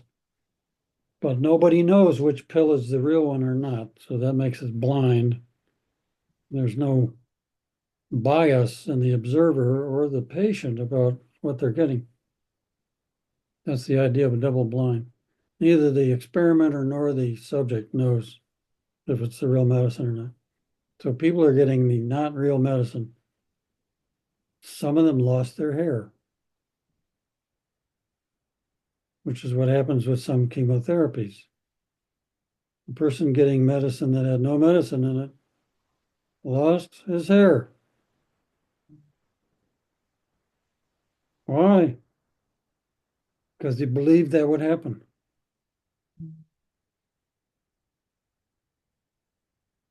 We know this. We learned this in medical school. People on a placebo group in a double blind study have side effects to the medicine, which is not a medicine. They get nausea, they get sleepy, whatever they get, it's whatever they're expecting. So how do we incorporate that in our understanding of the development of disease? If your understanding of what's going on could make you lose your hair,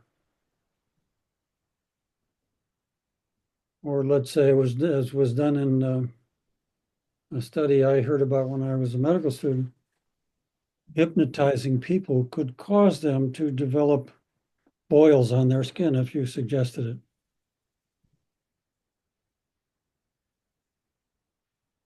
And hypnotizing them could take away the boils on the skin.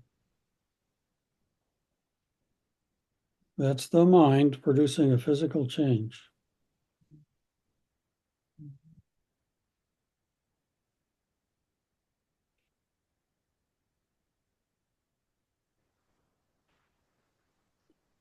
So one of the principles of this from tribal cultures is that illnesses come from trauma, and they mean spiritual trauma. So what's a spiritual trauma? A life-threatening situation is about your spirit. Your spirit's going to leave your body.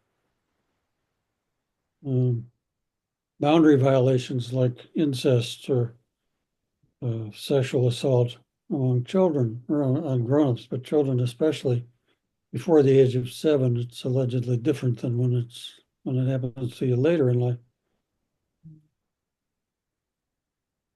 Opens a kind of a spiritual wound. The world is not safe.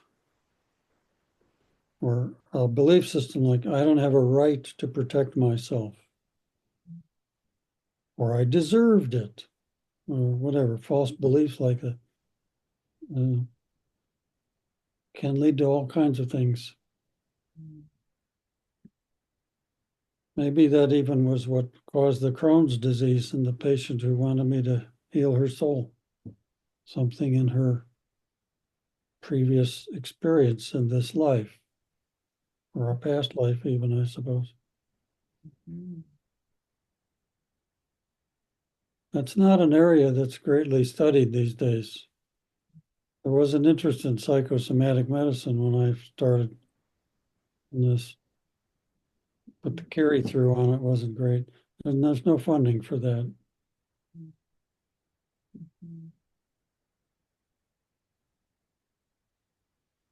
So for people who are interested and worried about what the medical people are going to do if you do healings, don't tell them about it unless you trust them.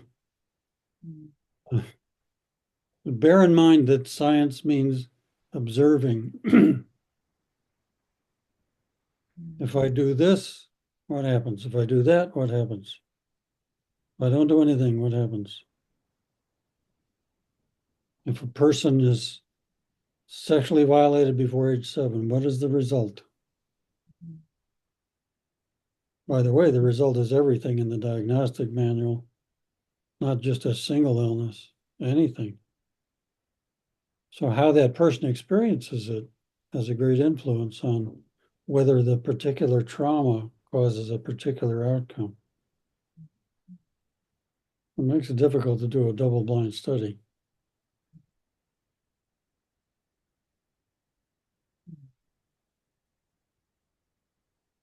So if you're doing healing work of whatever kind, God bless you. I salute you. If you're afraid of working with dark things, come to us and we'll show you how to do it.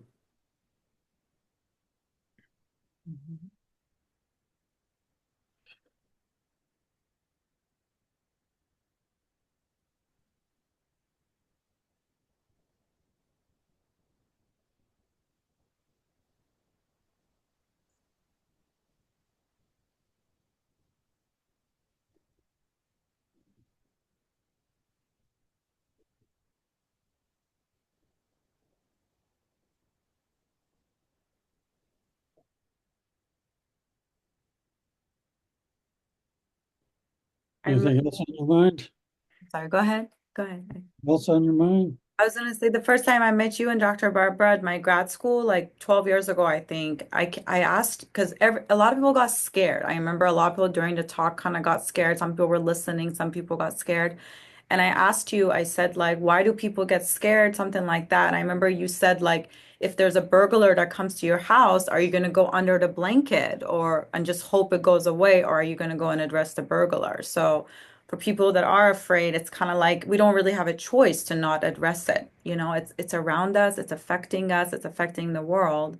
And so it's something like we all need to learn about. It's like personal hygiene. Like to me, this is spiritual hygiene at this point. So if we don't know it, it's like I can be talking to people and I can tell a demon's trying to like make me and one of my friends like argue or something. So I'm holding space for the demon and I'm kind of like talking to my friend while knowing the things that that thing could be saying. So this is just like a small example of like how like we can't be afraid of it because it's affecting our day-to-day life, all of us, you know? So, and most people have attachments in them. Like when I'm going to Vaughn's or I'm going places, I notice there's attachments in everyone. So this is like a it's like Psych 101. This is spiritual Psych 101, I think is needed for everybody. So, especially the parents that have the psychic kids because they see them, you know, and so the parents have to be not afraid so they can help the kids not be afraid, you know? Don't know what to do. There's no training for how to be a parent of a child who sees spirits. Yeah, The churches don't do that. The schools don't do that. Schools start teaching the children that that's crazy. They can't talk about it. exactly. Well, just your imagination. It is an adventure going to Walmart if you're psychic or any other big store. I used to think people had panic attacks when they'd go into big box stores because of the fluorescent lighting. There's something very non-organic about that. But now I realize that maybe there's so many spirits floating around Walmart or in church even.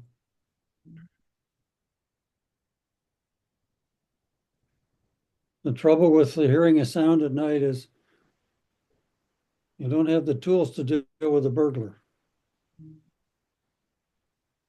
So what are you going to do? Mhm. Yeah. Hope they are looking for your television and not you, and then they'll just leave and take stuff. Mhm. Or maybe you are an American who observes the Second Amendment rights, and they do have some tools, but you better know how to use them. So what we're talking about is providing tools Mhm. for dealing with scary things. Mhm. And once you know what to do, not so bad. Mhm. It's really useful to know who your helpers are in the spirit world. It's your spiritual guidance team. That's part of level one. Knowing which angels you can trust and which muses and which dead relatives are worth listening to, and so on. Because then when you're with a client who's bringing up something you don't know what to do about, you have invisible helpers who are there, right there with you in the room if you wish. And suddenly you get an idea. Well, I need to say this. Mhm. Sometimes it's not even what you say, how you say it. You don't say anything. Like, for example, once I had a client who was very difficult. She was very argumentative all the time, really hard to get anywhere with using psychotherapy. And I was uh, trying to be a fake analyst. So I had her lying on a couch facing away from me, and I'm sitting behind her, which is a classic psychoanalytic position. And she's just babbling away and going on and on and on about all her stuff. She always talked about the same stuff. And I realized I have no idea what to say to her. So I didn't say anything. But in my mind, I spoke to my guides who I didn't know specifically, but I knew I had guides. I said, I don't know what to say. What can I do? And at that moment, she stopped. talking. And she said, I don't know how you can stand to listen to me, which means she was hearing herself for the first time and taking ownership of how she was. I didn't do anything. I didn't say anything to her. I didn't shift my posture. If I did, she wouldn't have seen it anyway. She got that message some other way.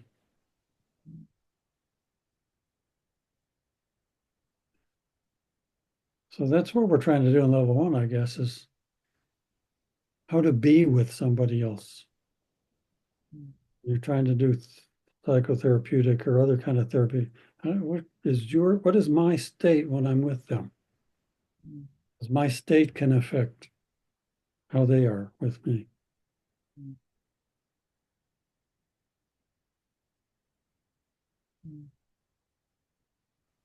I've had people come into my office and sit in the waiting room when I had a waiting room in an office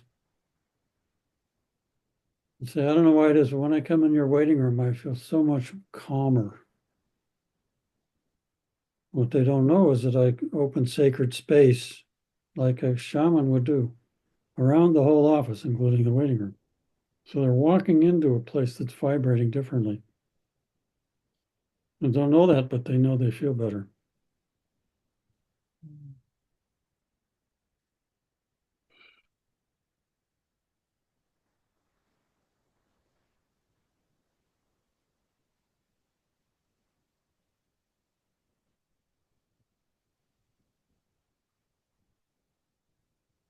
So what I hope is people learn how to do that, how to be in such a way with others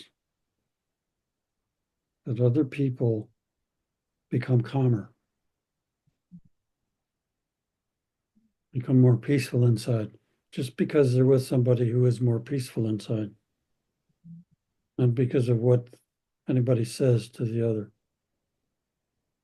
but it's communicated energetically somehow.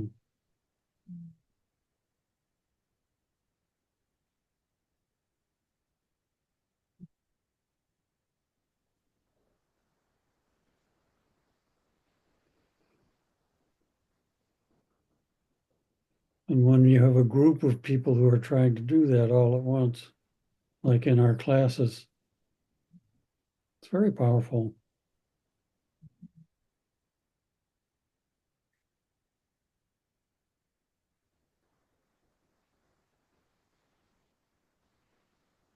And that's the way we could be. We're all humans.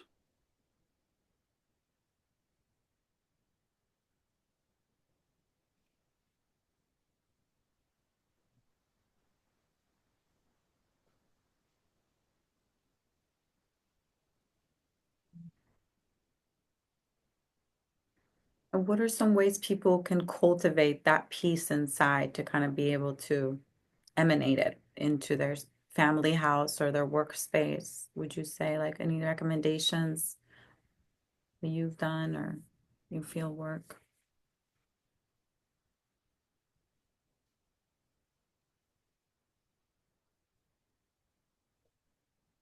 One movement that happens as the client gets better is he or she begins to take a responsibility for themselves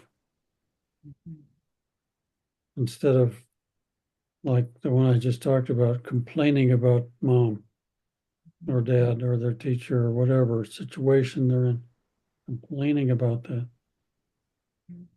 I'm beginning to realize it depends on how I take it. And then it becomes possible to have that question you asked, how can I become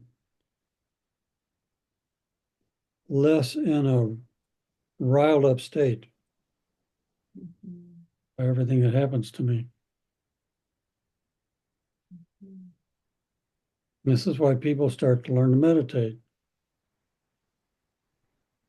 because they want to be calmer, they want to have wisdom. Whatever the reason, there's this feeling that the inner state I'm in is not the way I want to be. And it's not getting better by drinking whiskey. It's not getting better by watching television. I have to actually work on myself, not expect anybody else to do it.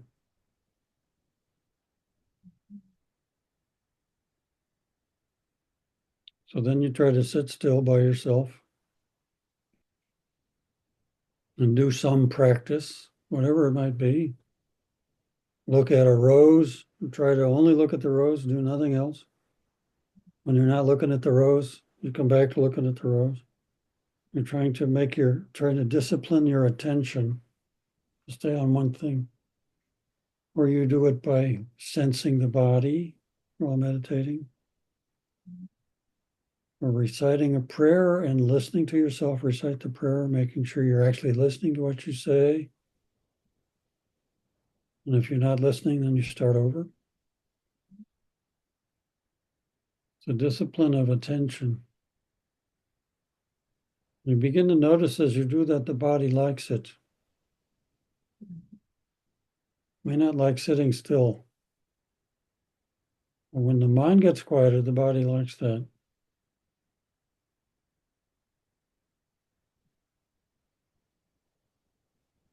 And then basically that's the simplest way of saying it.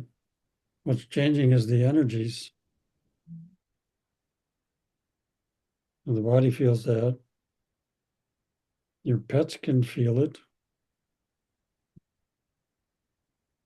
If you're a guy, your girlfriend can feel it better than you can, probably, what state you're in.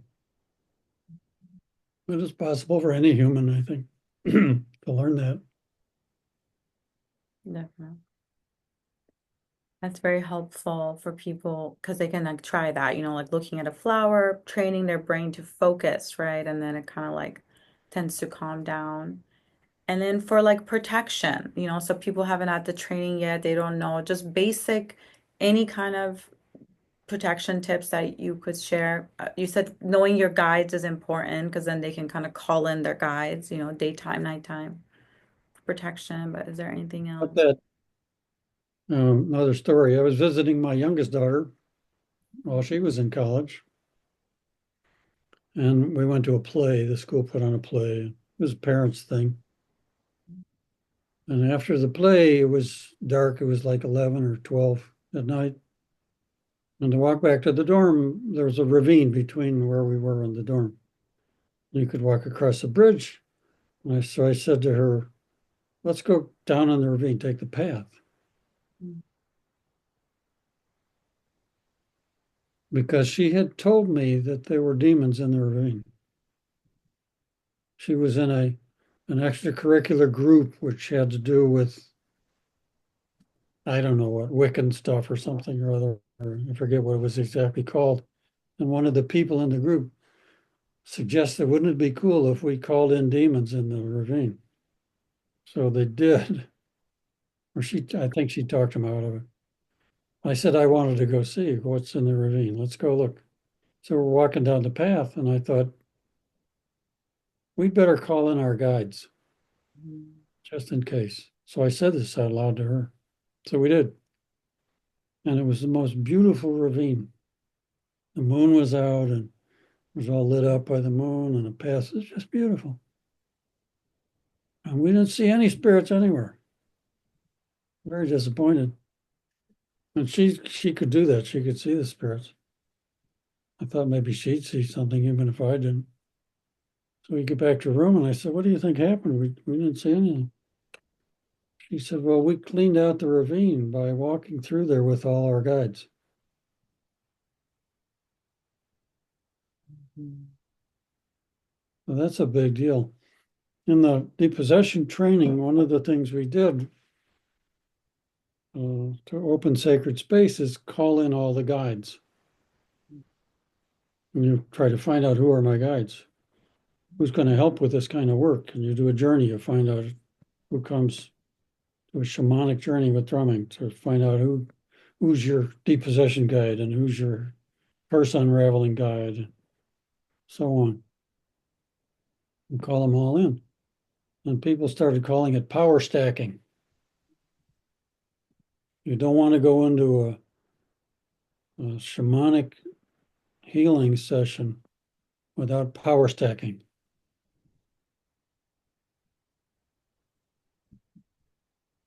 So while I'm talking to a dark force entity, aka demon, I'm not alone.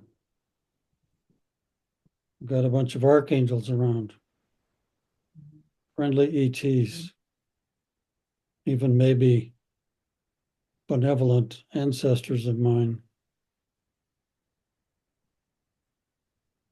So we're outnumbering the bad guys.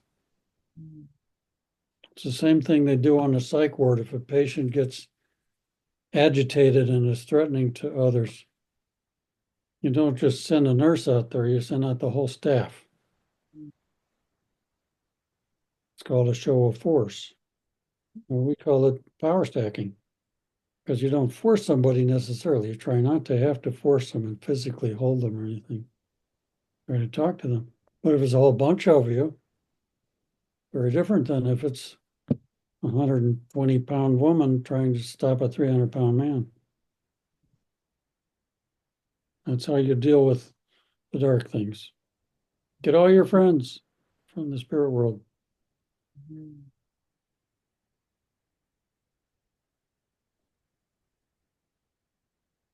Very good.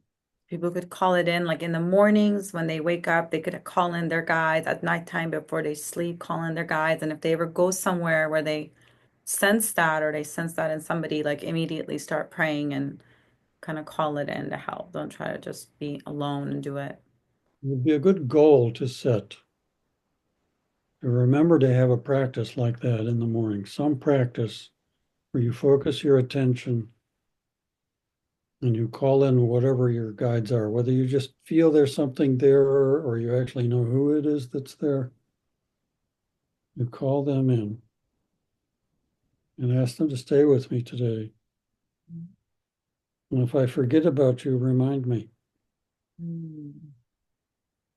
There's a practice from medieval monastic practices. I think Mount Athos, the prayer of the heart, there's a prayer to Jesus that you say. Um, it carries certain theological implications that I don't particularly like. But the idea is that you do it constantly. Lord Jesus Christ, have mercy on me, a sinner. Say that over and over again. Well, I don't like telling myself I'm a sinner all the time, because I don't think that's really what's intended. The idea is the practice of being in the presence of these higher beings could be constant. Theoretically could be constant. It isn't constant in my case, but I spend a lot more time remembering that than I used to. Yes. And I would like to get to the point where I am constantly in contact with my benevolent helpers.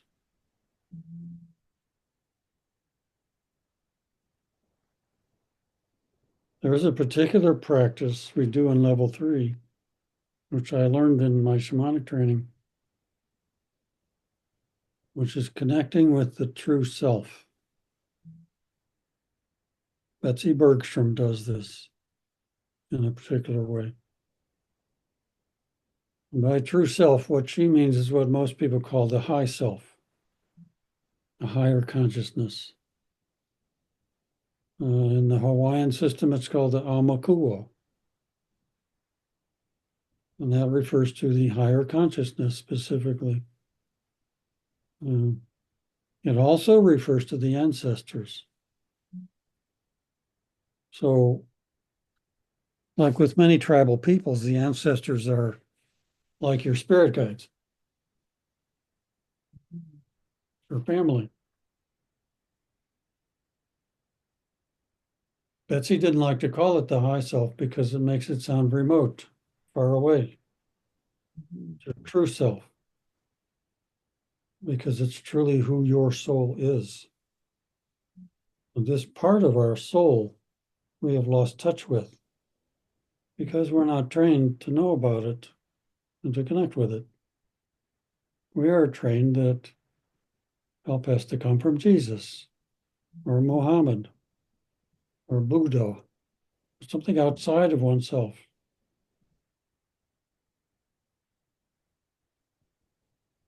The way I understand it now, I've learned is apparently Neoplatonic or something, um, that our souls come from the divine. We are each of us a piece of divinity. We just forgot about that.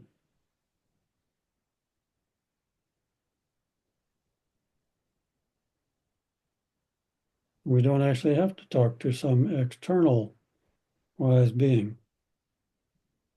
We can talk to our own inner wisdom.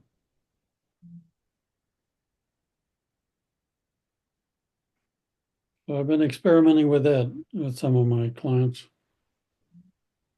Um, Starting the session with doing a connection to the true self. And when the person is able to feel the presence of their true self, which means the fullness of their own soul, not some other being, will dialogue with their true self. What do you say we need to do in this session? Well, there's something going on in the left hip. You gotta have a look at that. We get an answer. That's a fun way to work because then the client experiences that, and I keep having to remind them, this is your soul talking. Don't ask me what my pendulum says. What does your true self say? It's a hard lesson to learn because everything we're taught is wisdom is outside of ourselves. Read this book, read that book, consult the authorities. What does the CDC you should do about your illness?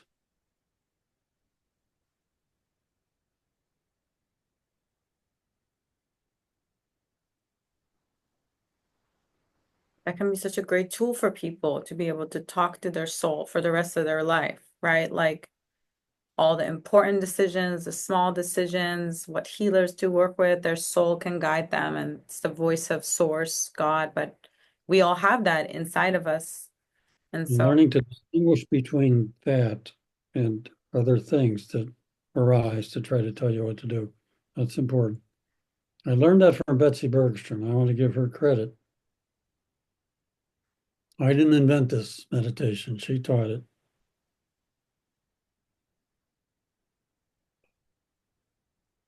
I don't remember her asking the true self to guide the whole treatment session, but I think that's my idea. I'm sure others have done that. yeah. But it's really hard for people to do. People don't trust themselves. They've been taught not to trust themselves. They've been punished for listening to inner voices in general. Even Jesus almost got stoned. Gospel of John, chapter 10. The rabbis asked Jesus, are you the Messiah? We're being told you're the Messiah. And he said, by my works you will know me. That's what it says in the book, anyway. So they got angry about that. They thought he was being evasive. Come on now, tell us the truth. Are you the Messiah or not? And he said, I do these things because the Father is in me and I am in the Father.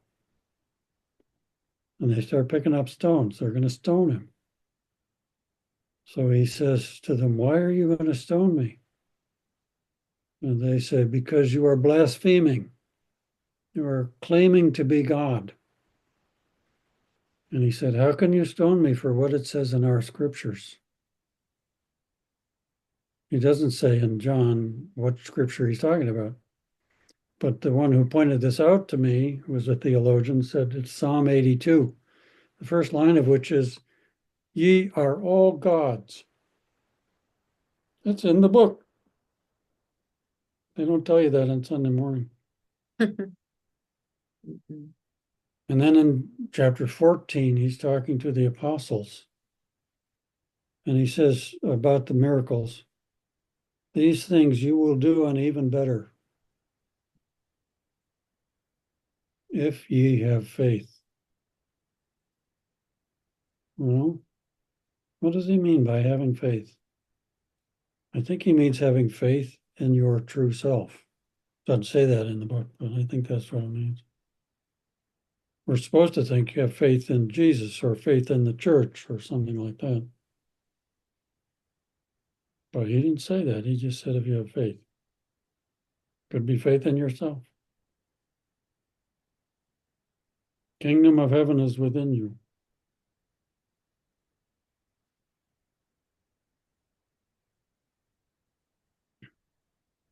Here I am talking about Jesus again, and I thought I gave him up.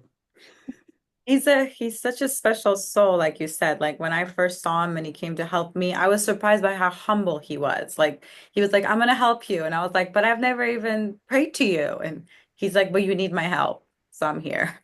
And so he's just a wonderful guy, and I love like you said, like he never tells me you have to worship me. He says like we all work as a team together. You know, it's like a brother sisterhood in the Mm. higher. And I think that would really help to unify humanity because right now it kind of seems like there's these religions against these religions, you know, and that kind of stuff. So, but there's one God and it's in all of us. And all the religions say it one way or another, right? Like it's kind of like in Hinduism, they say God is inside you. In Islam, they say it. In Christianity, they're saying it. And, you know, so, and Native Americans believe it, the Great Spirit. So they're all saying it, but we're just using different words, and then people are kind of using it. And that's what demons do, right? They would use like the misuse of words to start wars against people, you know? Demons try to divide us Mhm. against each other and against ourselves. Yeah. People always think like they have horns, you know, and they're scary. And I'm like, yeah, maybe some of them do, but demons are more like really sociopathic, very smart, you know, and they're good at like psychology, right? So they're good at kind of like, you They know, have they have personalities too. they do. They do.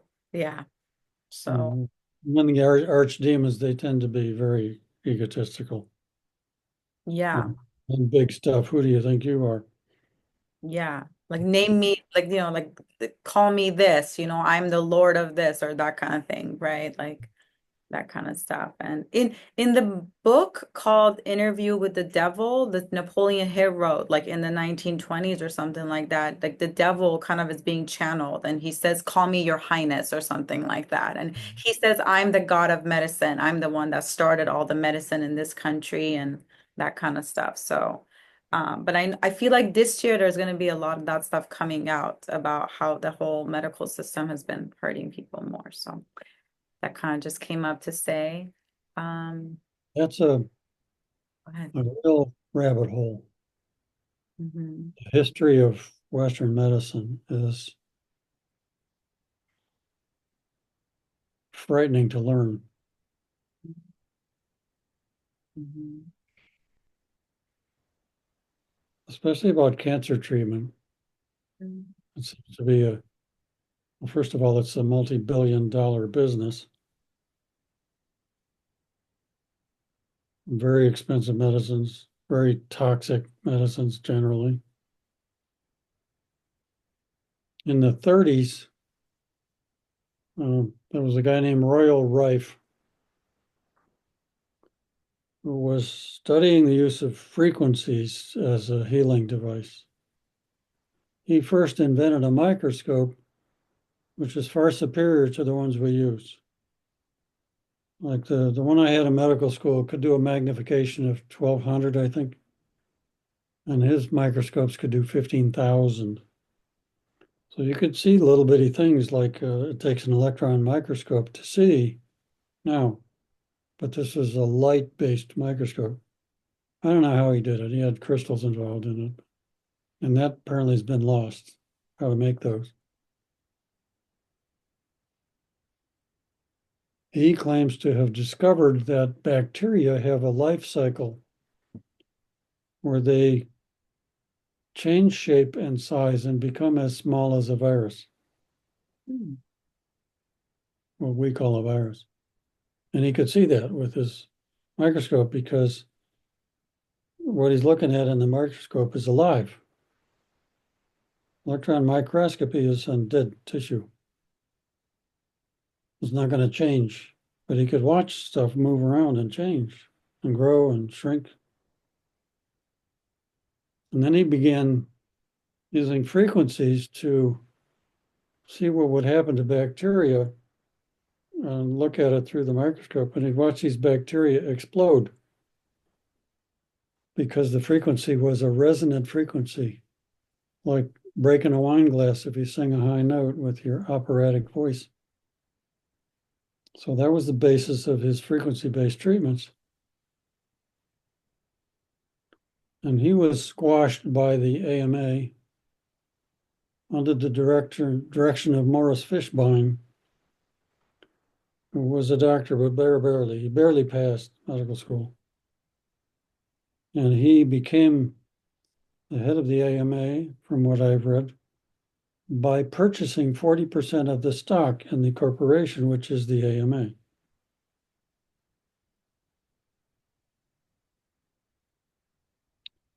And then he decided this treatment Reif was doing, Reif did a study with 16 patients who had stage 4 cancers of various kinds.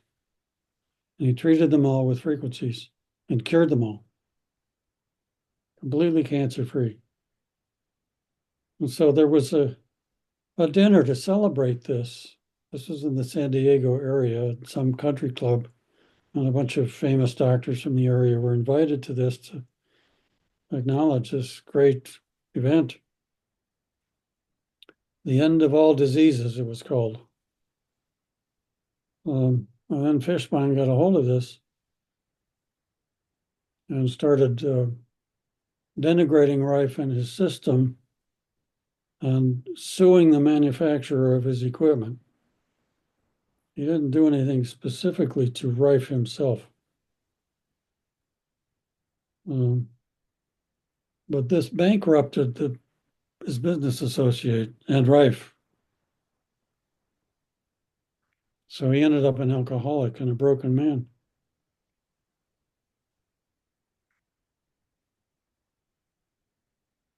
And now there are people that are using frequency devices. They're being developed by other people in a variety of ways. This is where I learned this history from a company that makes a frequency device I use sometimes. And then recently I learned about the Hoxie Clinic, which is in Mexico, treatment center for cancers. And there's a video about the place, which was made in '99, about the history of Hoxie and his approach. And he used a collection of herbs in a tonic, which was highly successful in treating cancer. And he was trying to get somebody in the official world to study this with him and prove or disprove that this worked, and nobody would do it. And then Fishbein got a hold of this and started investigating the tonic. And what Hoxie claimed is that Fishbein offered to buy it from him. What is the formula? Let me have it. And Hoxie said, only if you promise you'll make it available to everyone, whether they can pay or not. And Fishbein said, no, if I own it, I'll do whatever I want with it.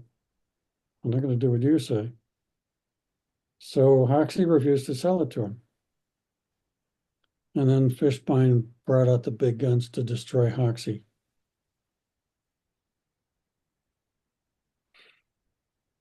Ridiculing him, claiming this is snake oil that he's selling, and so on and so on. Denying that he ever tried to buy it from him. There was no way to prove that he tried to buy it from him. And Hoxie became the darling of a guy who owned a radio station in Iowa, I think it was, somewhere in the Plains states, who was publicizing the Hoxie approach. So Hoxie had clinics in a lot of places in the US. And at one point, somebody was driving by the radio station and started shooting at the building. So eventually the Hoxie clinic moved to Mexico. There was no Hoxie clinic in the US. No. There are people doing Hoxie-like things, but not them exactly. Same guy, Morris Fishbein. What was his axe to grind? The AMA wants to control how people are treated for illnesses. They tried to squash chiropractic, lost that because of antitrust legislation or courtroom actions. Hoxie actually sued Fishbein for libel and won the case.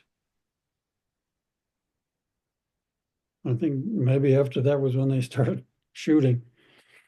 There are many holistic doctors who have disappeared or died by alleged suicide or mysterious actions,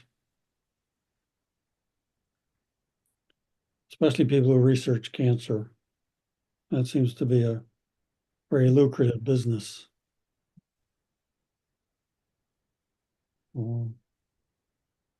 So nobody cares about psychiatry. There's not enough money in it.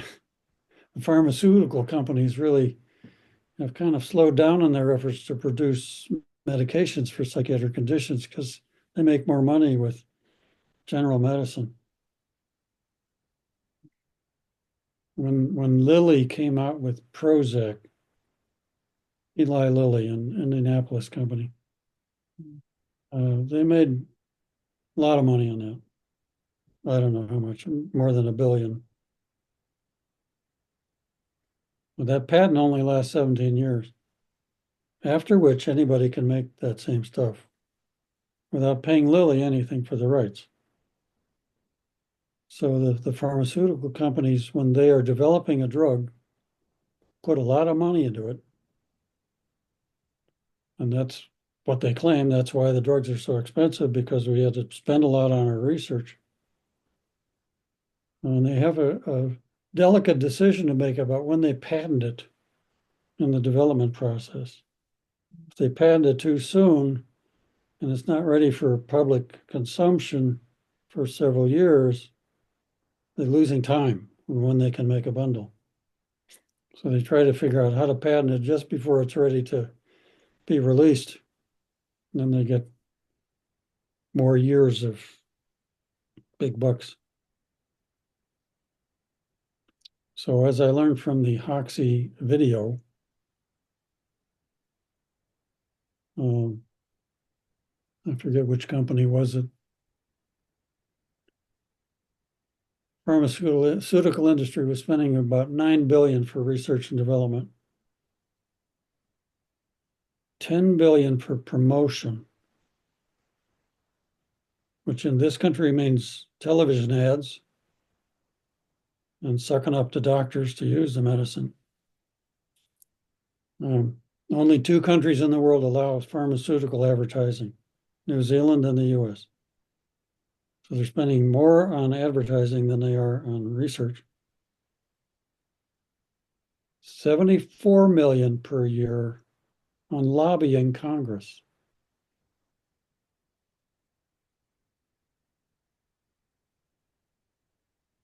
That's what the Hoxie video says. I have not verified those figures. But I've heard pharmaceutical reps tell me that the drug costs this much because it costs a lot to produce. At least 500 million to bring out a new drug. Maybe that's true. I don't know.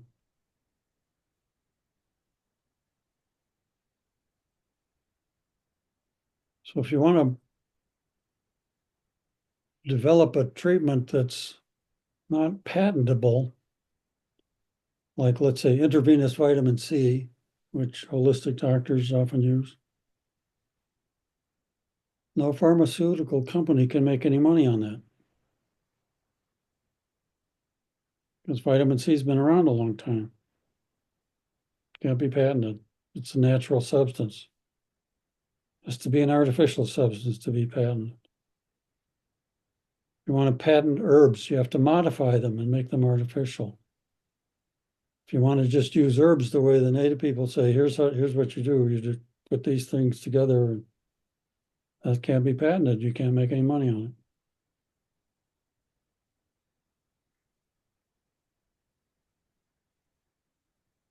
it. Who controls our regulatory agencies? Not just the AMA is a problem. The FDA, the Food and Drug Administration, gets, I think I heard the figure, 50% of their budget comes from pharmaceutical companies.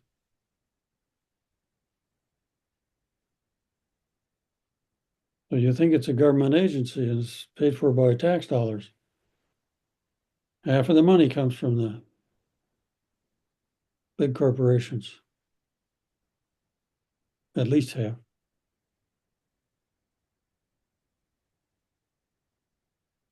Give a little example. Aspartame, artificial sweetener. FDA twice found it unsuitable for human consumption. It is illegal in Europe. Carcinogenic.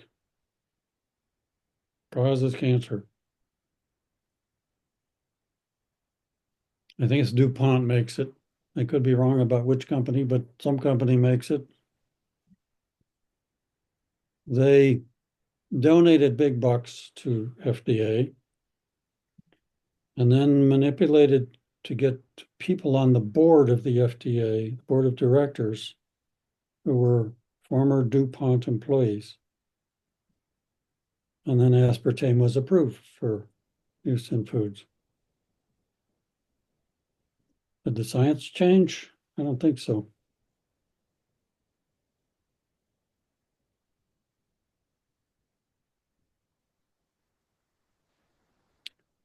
So what we're doing in Soul Detectives, nobody's going to make billions on that. Nobody's going to want to test and see if it's any good by scientific studies and publish a study about it.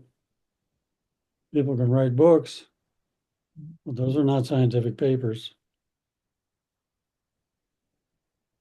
And who gets to publish a scientific paper also is controlled by industry to a large extent. Who gets in the journals? Who pays for the journals? American Psychiatric Association journal is full of glossy, full color, full page pharmaceutical ads. And a few psychiatric institutions are advertising, but that's small change. The American Psychiatric probably would fizzle and die without pharmaceutical money at this point.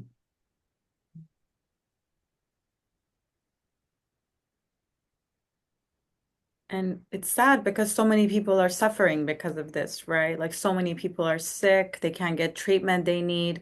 When they do get the treatment they need, sometimes it doesn't even fix it, then it affects their family, the whole community. So health is like a human right, and it's kind of been taken away from us by these dark forces.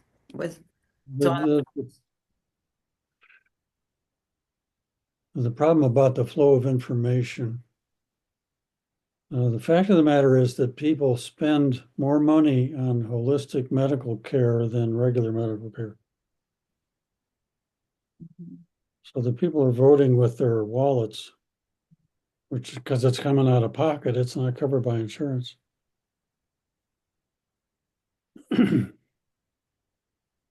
But you won't learn about it from your doctor because they don't learn it in medical school. The only doctors that talk about this stuff have gone out a limb and trained themselves Mm. to a large extent, very large extent. The idea of a spiritual kind of treatment, doctors are really shy about that. The holistic medical movement is much more interested in food as a way of treating things, foods and herbs and natural substances. But talking to spirits, no, no, that's too crazy, too scary.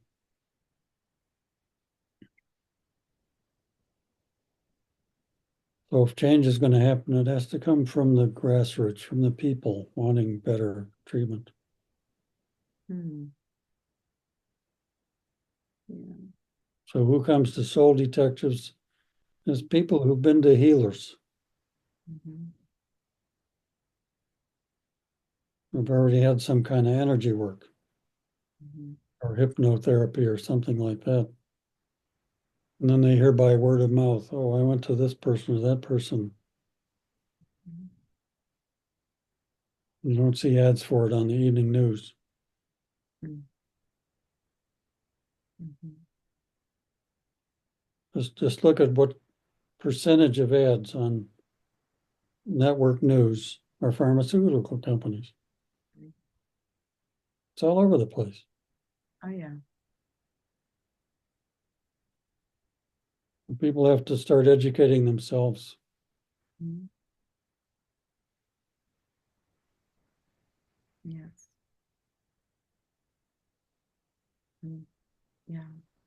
Imagine if the kids were like given good food in the schools and from the beginning they were taught this stuff, you know? So I know there's some schools that are doing that. So hopefully that Oh, can and be where are they? like some charter schools will have like gardens, you know, and they'll like have the kids work in the garden or something. That's the closest I've seen. Um, In France, in the school system, lunch is part of the curriculum. They sit at tables with linen and silver. mhm. They are waited on like in a restaurant. And they learn what's good food and what's good etiquette around the table.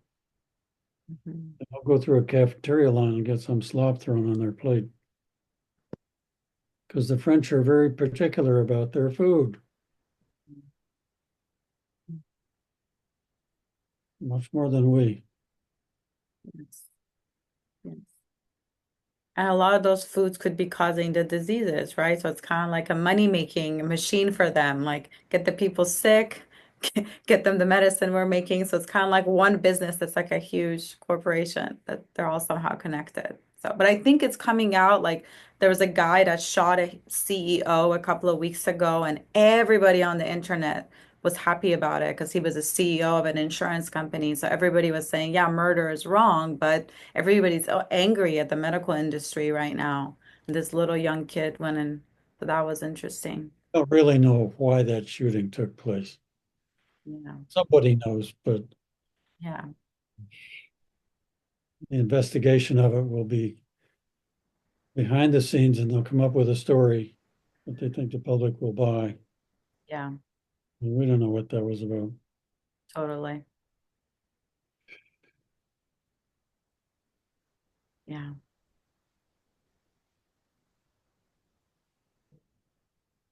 If our medical system was focused in a different way, like what I've been talking about, and like even about the food, people are really getting hip to that about food. I think a lot of people are. Mm. We focus on things that we know actually make the problem go away. Don't just manage it.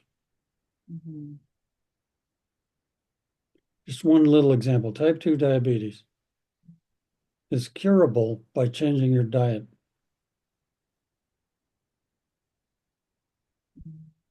Not many doctors who treat diabetes will say that because Mhm. they just assume nobody's going to change their habits and they need an insulin pump or some other exotic technology.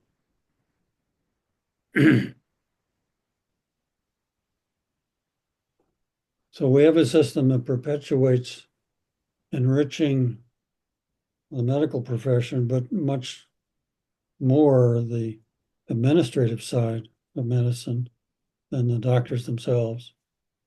The doctors' incomes are really controlled to a large extent by external forces and how hard they work.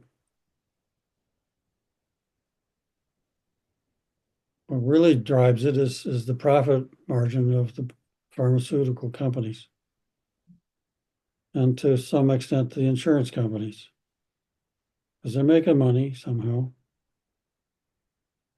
They have their profit margins, and it's more cost effective for them to pay a doctor for a 10-minute visit than for an hour's talk with a patient.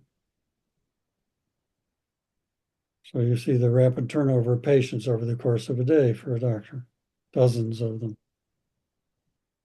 And it's mind numbing for the doctor. But it's a situation perpetuated by the flow of money. And when you have people that are making 6, 7, 8-figure salaries in these corporations, and that gets threatened, they aren't always ethical in how they deal with the threat. Yeah.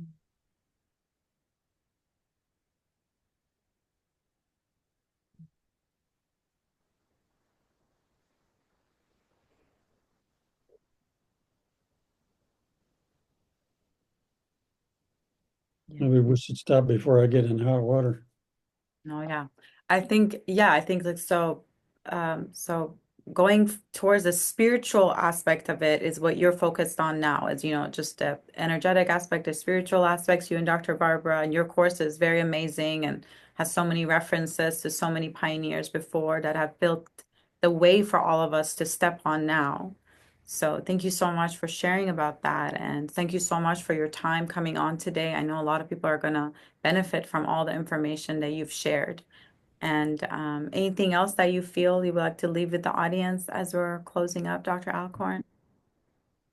I hope we motivate some people who are already trying to be healers to study with the way we do things because we think it improves your efficiency and your success rate. And that's what we want. We want people to get better.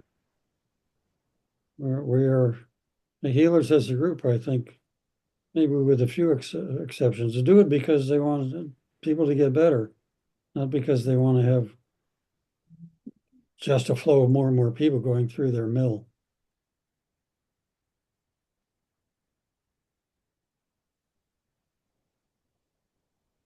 We want to be able to help you know how to deal with the tough things, the scary things, and to be able to do it with confidence because you have tools.